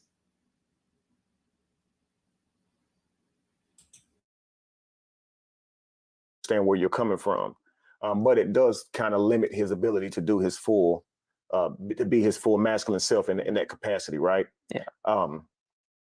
The last thing I had here was intellectual stimulation, right? So we like when a woman can respond back and be attentive, right? Yeah. Have a good conversation, right? We look for that in women. And I definitely think she appeared to have that. You guys started off on it was a little difficult conversation, but it seems like she understood you. She was receptive to what you were saying. Is that typical for you? Well, typically, a lot of the girls that I met, as I said, like they're literally only trying to date to date or to like have. I don't know. I'm allowed to use the word "fuck buddy." Mm-hmm. Yeah, sure. We're in hookup culture. We're in a hookup culture. Yeah. Exactly, and so like they're. We're not in a hookup culture. We are not in a hookup culture. I don't really know what the word for what we're in is, but it most certainly is not a hookup culture because men are hooking up a lot less. When I was this guy's age, it was a hookup culture, yes. That was quite some time ago. Guys are not hooking up. How are we in a hookup culture? Like, I think it was an article like, I don't know, like 30% of guys under 30 hadn't had sex last year or some crap like that. How's that a hookup culture? That's like, oh, yes, we're in a thriving economy. And then, like 30% of people don't have jobs. Yeah, but the ones that do have jobs get paid really, really well. Like, no, that's not a hookup culture. It's not a hookup culture. This guy's not hooking up. She's not hooking up with anybody. Nobody's hooking up.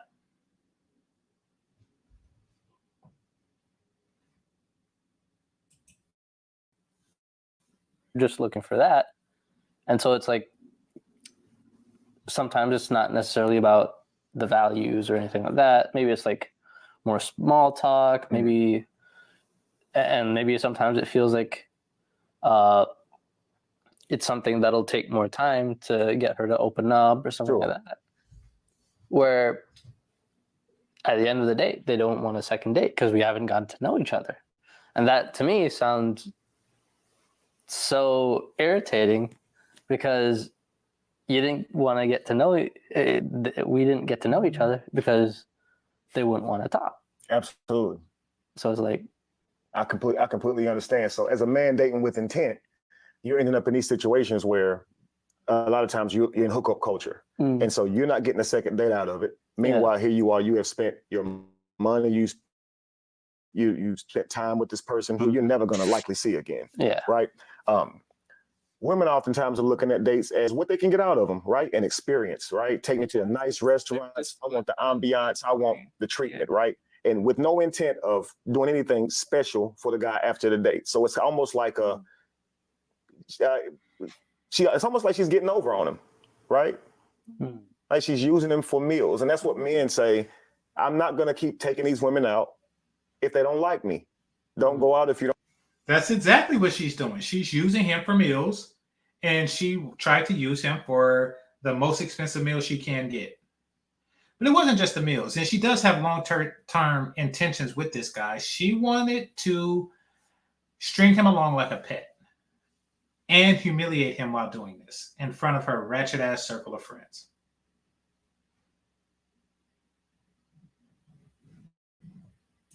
You don't like me, because then it wouldn't end up where he's on the outside looking into the thing. What do women say oftentimes when he's upset? I took you to this restaurant, I did that, and now you don't want to get close to me, you're not ready. And she's like, well, you wanted to do it. She will let him spend, and spend knowing she's not interested in this man. Do you feel that that's wrong? No, I don't like users. So, Mhm. I mean, I do think I think that Bitch! I don't like users. Shut up. Shut up. You bad built bitch. Shut up. I don't like users. I don't like people that take it. Shut up. It's wrong to take advantage. Yeah, I was getting a free meal. Basically, what she did on a date is she was trying to do as little as possible while trying to get as much as possible from him, all while bragging about it to her friends online. I don't like using people.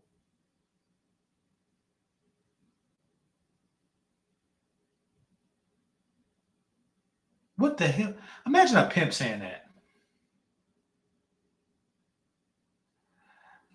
Yeah, I have nothing but the utmost respect for bitches. What the? You don't see the irony in that?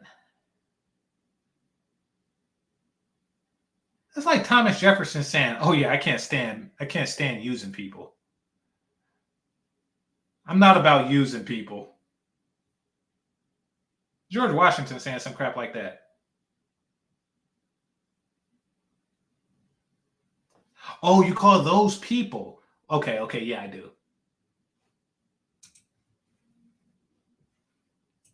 we are all adults and there's enough of every type out here to where that's not even necessary. Like there are men that really will just spend money on you. Absolutely. No, it's not. Not for you. Not for you.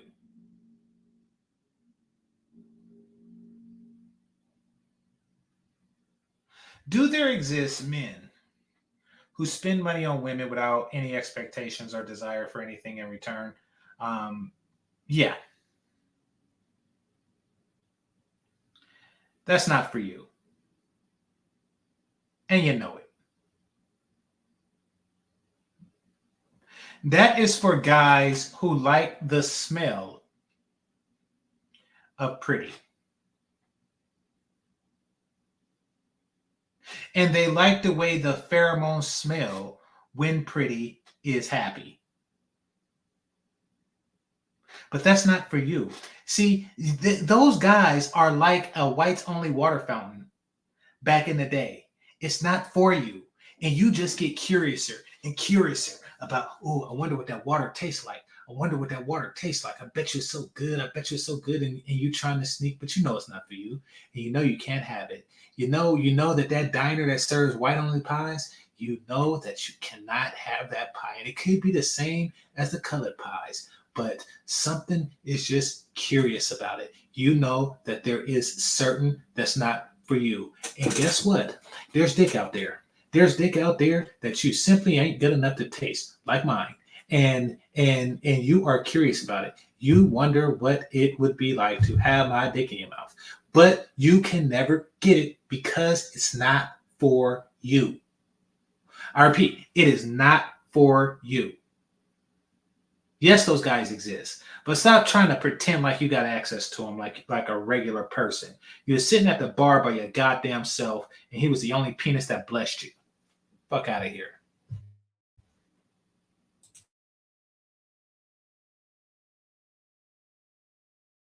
I mean, there's a certain type. There's things that go with that, but there are, men that'll just spend money on you and are okay with that. Mm-hmm.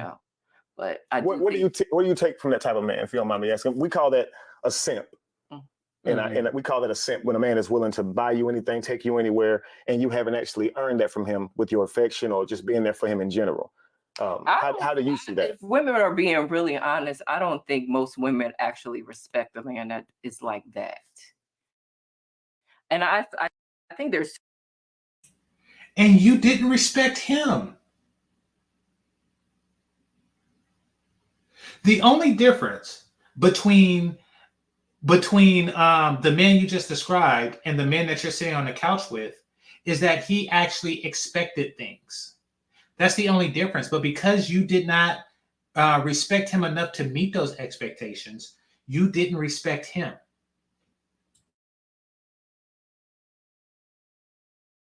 Two different types. There's the ones that will spend money on and they're objectifying the woman and she's just like a toy for them. Right. And then there's the ones that really are trying to buy his way in, Yeah. just trying his best to earn any type of affection from her. Yeah. And there's a lot of those, there's a lot of those women who allow that to happen, right? So that's why I take what Jay doing here as being something that is great for men everywhere, okay? He knew his worth. You are a beautiful woman, but he said, you know what? I'm just gonna take her home. I don't have to do this. Yeah. Even to the point.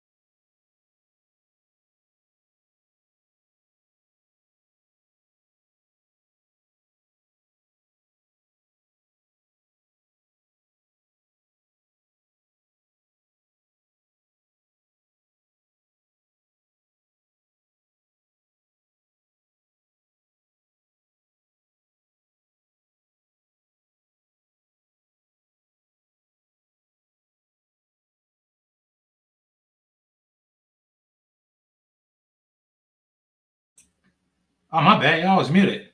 But yeah, she is not a beautiful woman. And what we're gonna do now is we are going to get his definition of beautiful woman because he's married.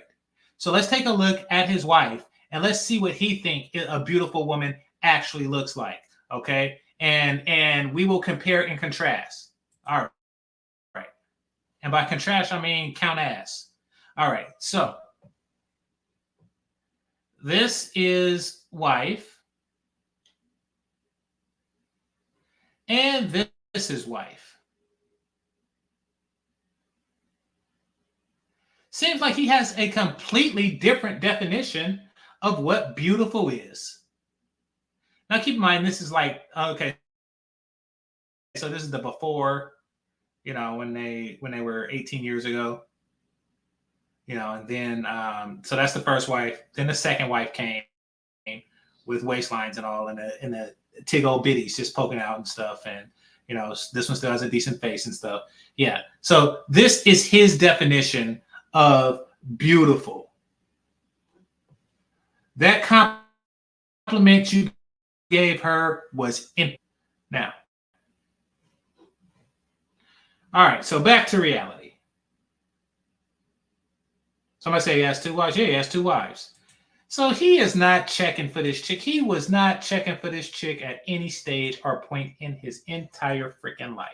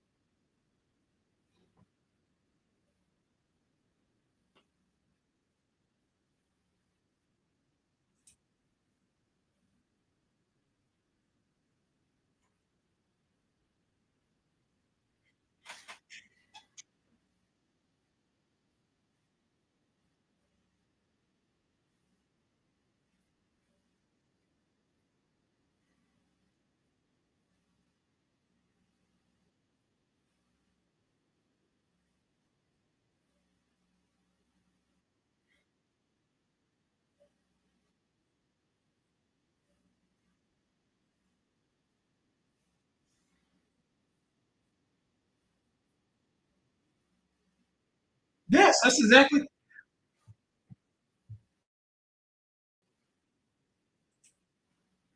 It felt like she was trying to get a free meal from a fancy restaurant. She was trying to get a free meal from a fancy restaurant. You could tell that because she was stating that she wanted a free meal from this restaurant. I muted? Or is the thing's muted? All right. No, I'm not high, it's just late. All right, let me hold on. Testing. Okay, I see the bubble thing, so y'all can hear me. I just got to share the screen so y'all can hear that.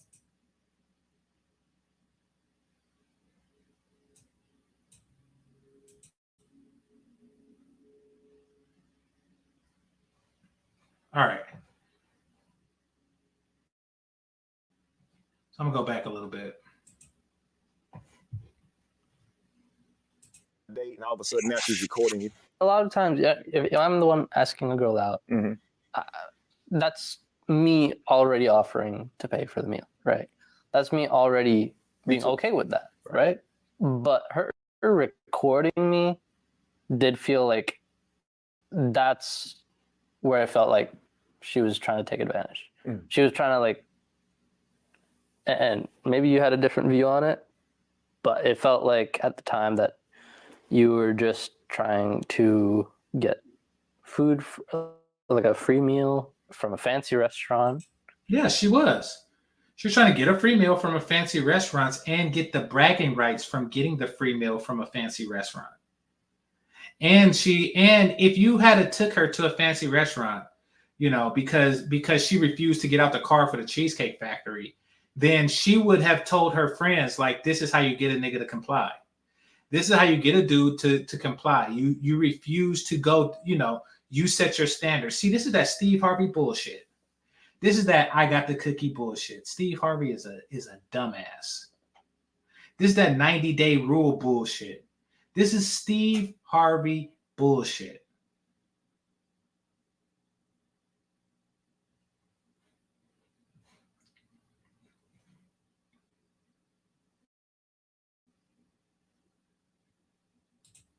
And then you get content from me too to post on YouTube, Facebook.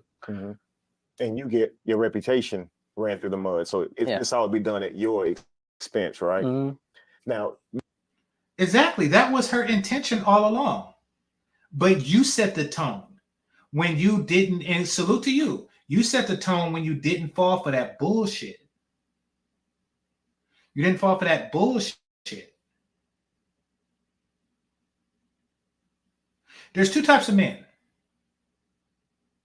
that these women are trying to date. The men that ain't falling for no crap like that, and all the men who fall for crap like that are too broke to actually buy her dinner. Because they fall for anything. They spend their money on invisible water thinking that it's fish in it. Or invisible fish, but it's really just a cup of water. Like, you know, they're too stupid for money.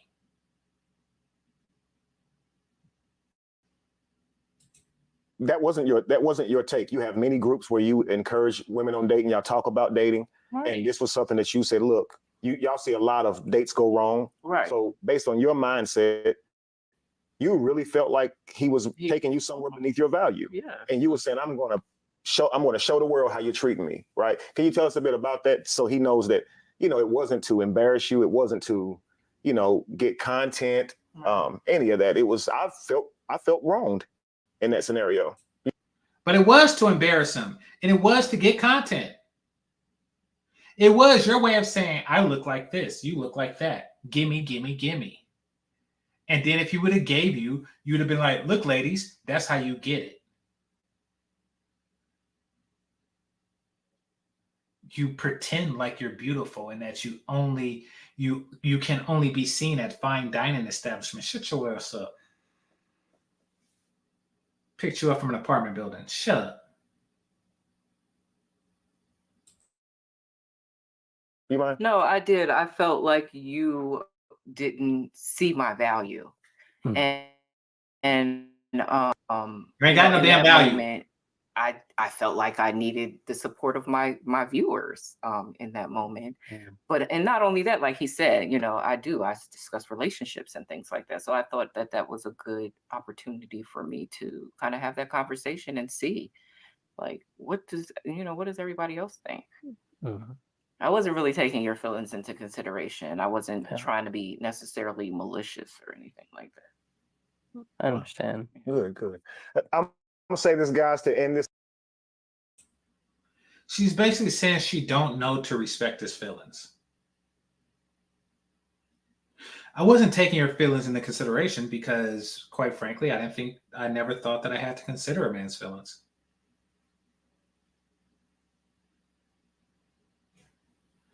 Yes, he is. He basically gave her a script. Like, you didn't really mean to do that, did you?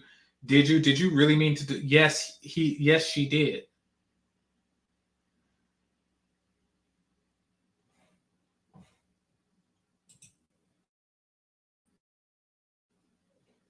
It's the end of this video, okay? In a world with hookup culture, not having much understanding on relationships based on how we're raised, and then you got social media with the instant gratification and making it so easily to meet people and replace people.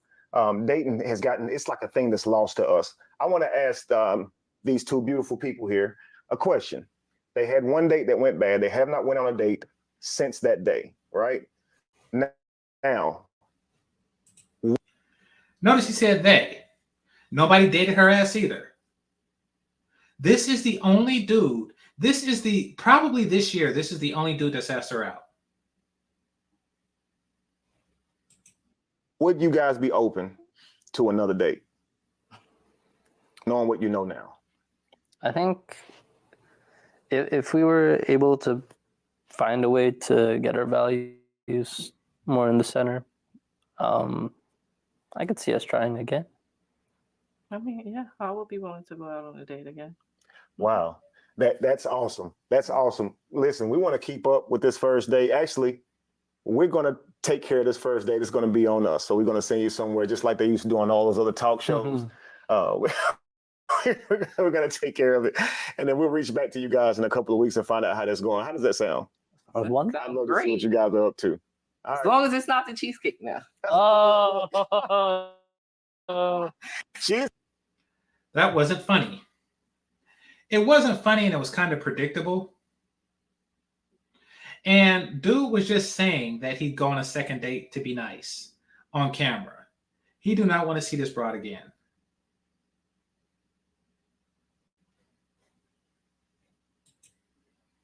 It's funny, man. Yeah. Guys, this was an amazing episode of The Truth Factory. Hopefully you guys learned something from that and can apply it to your life. Happy hunting for your next partner. I'll see you guys next time. Peace. Okay. So yeah, salute to the truth factor. Appreciate it.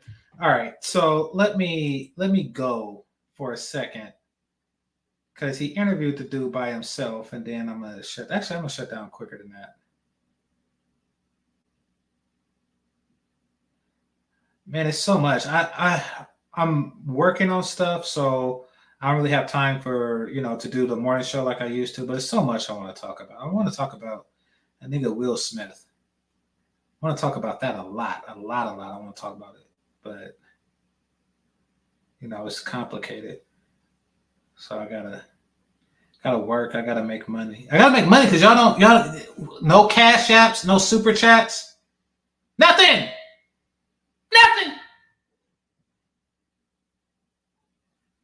But let me see.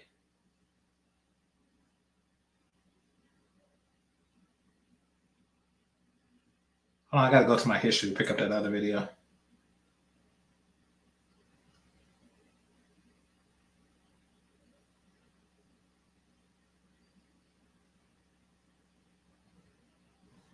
Damn it.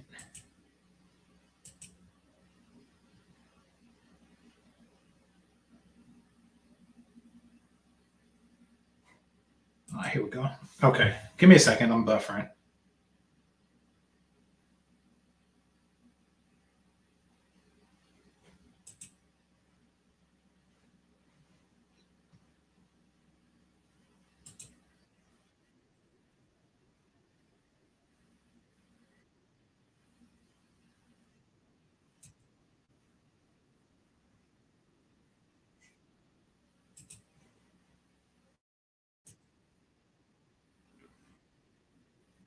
to on Tinder, not Tinder. I don't use Tinder, but like Hinge or something.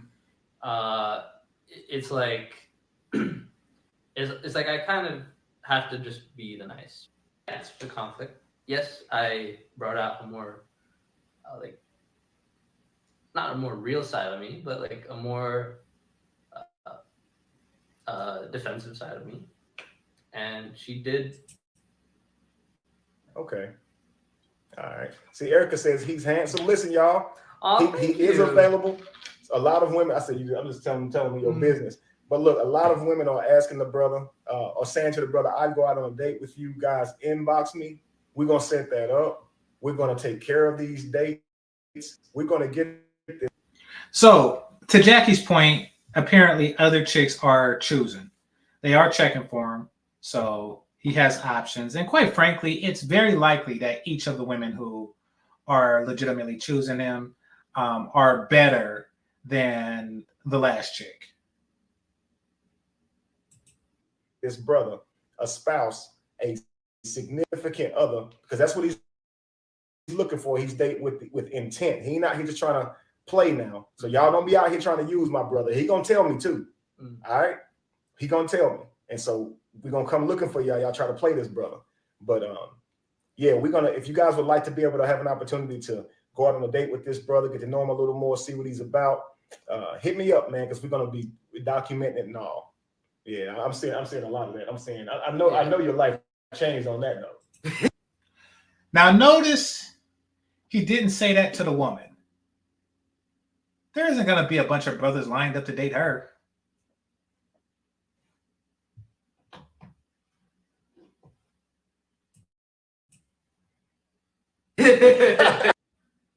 Cheesecake Factory, knowing I'm going to be interviewing you, right?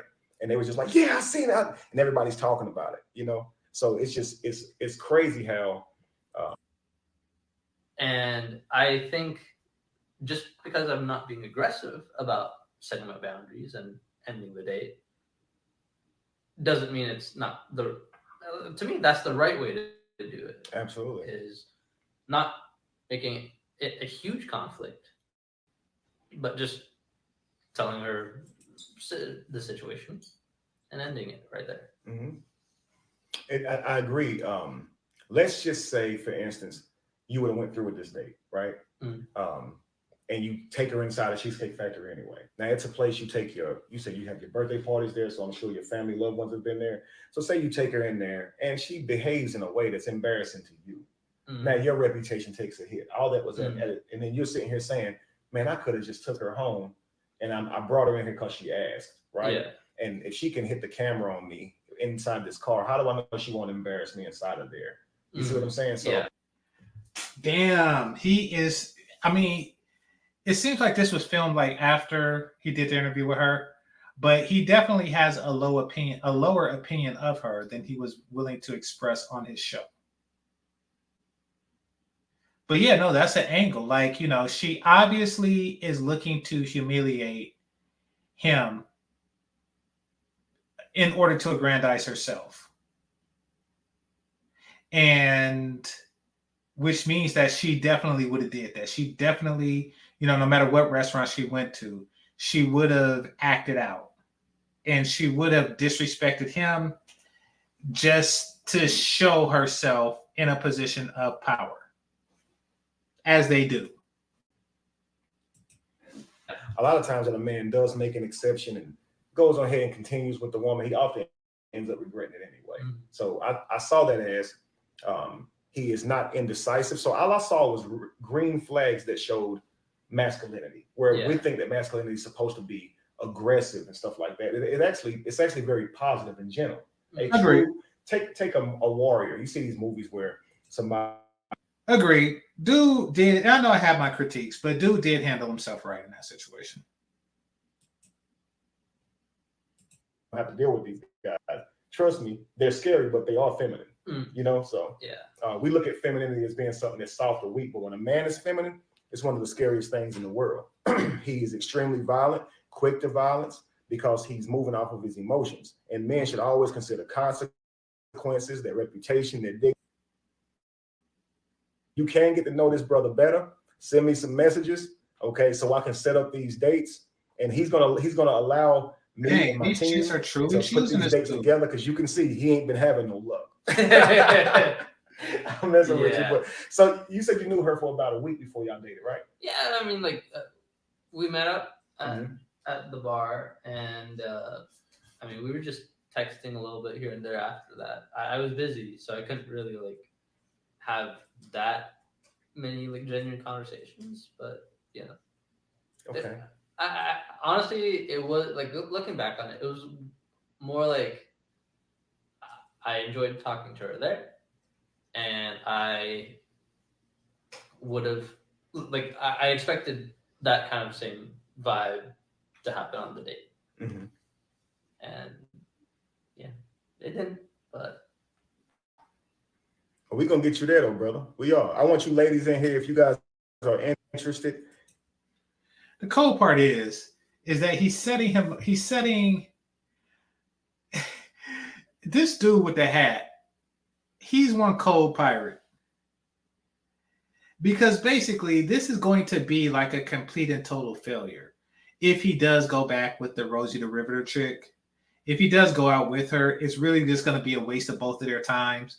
You know, now he's coming from an abundance mindset. You know, because he's going to be curious about all these mystery women that are you know in his DMs now, and she got no new dick opportunity, but he got new wet opportunity, and yeah. So the whole next date dynamic is just going to be obligatory. He's really doing it for the host more than anything.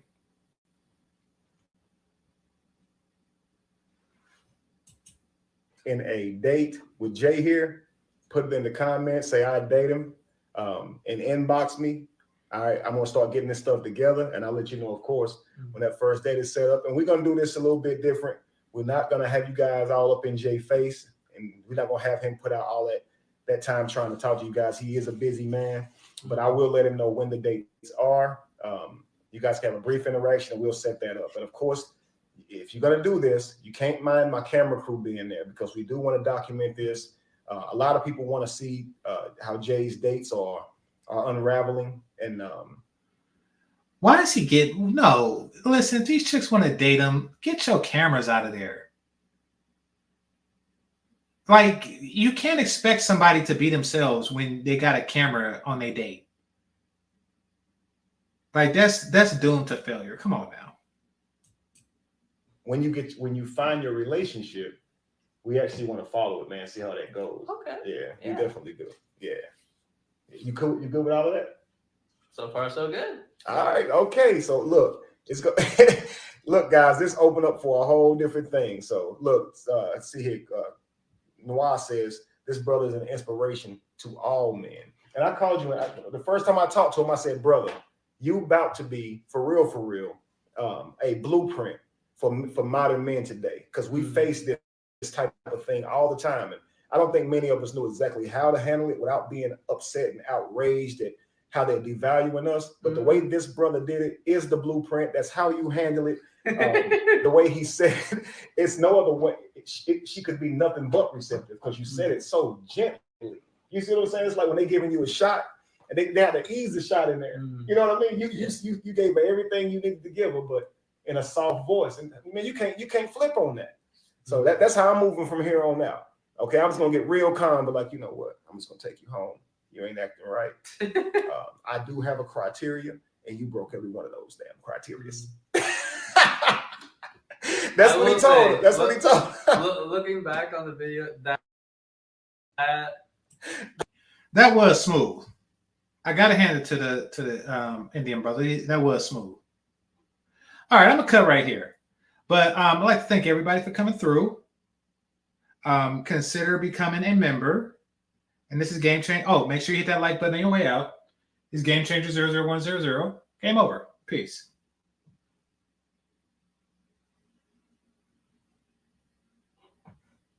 Oh, wait, somebody say Bernard covered this. Yeah, if he did, because I'm not going to cover this whole video, it's an hour long. So if Bernard covered it, then that's cool. That's cool. Check it out. He got a better coverage on this than I do. Now, on the previous video, Bernard covered the edited version. I covered the unedited version. So check that out here.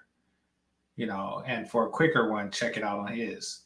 But yeah, anyway, game over. Peace.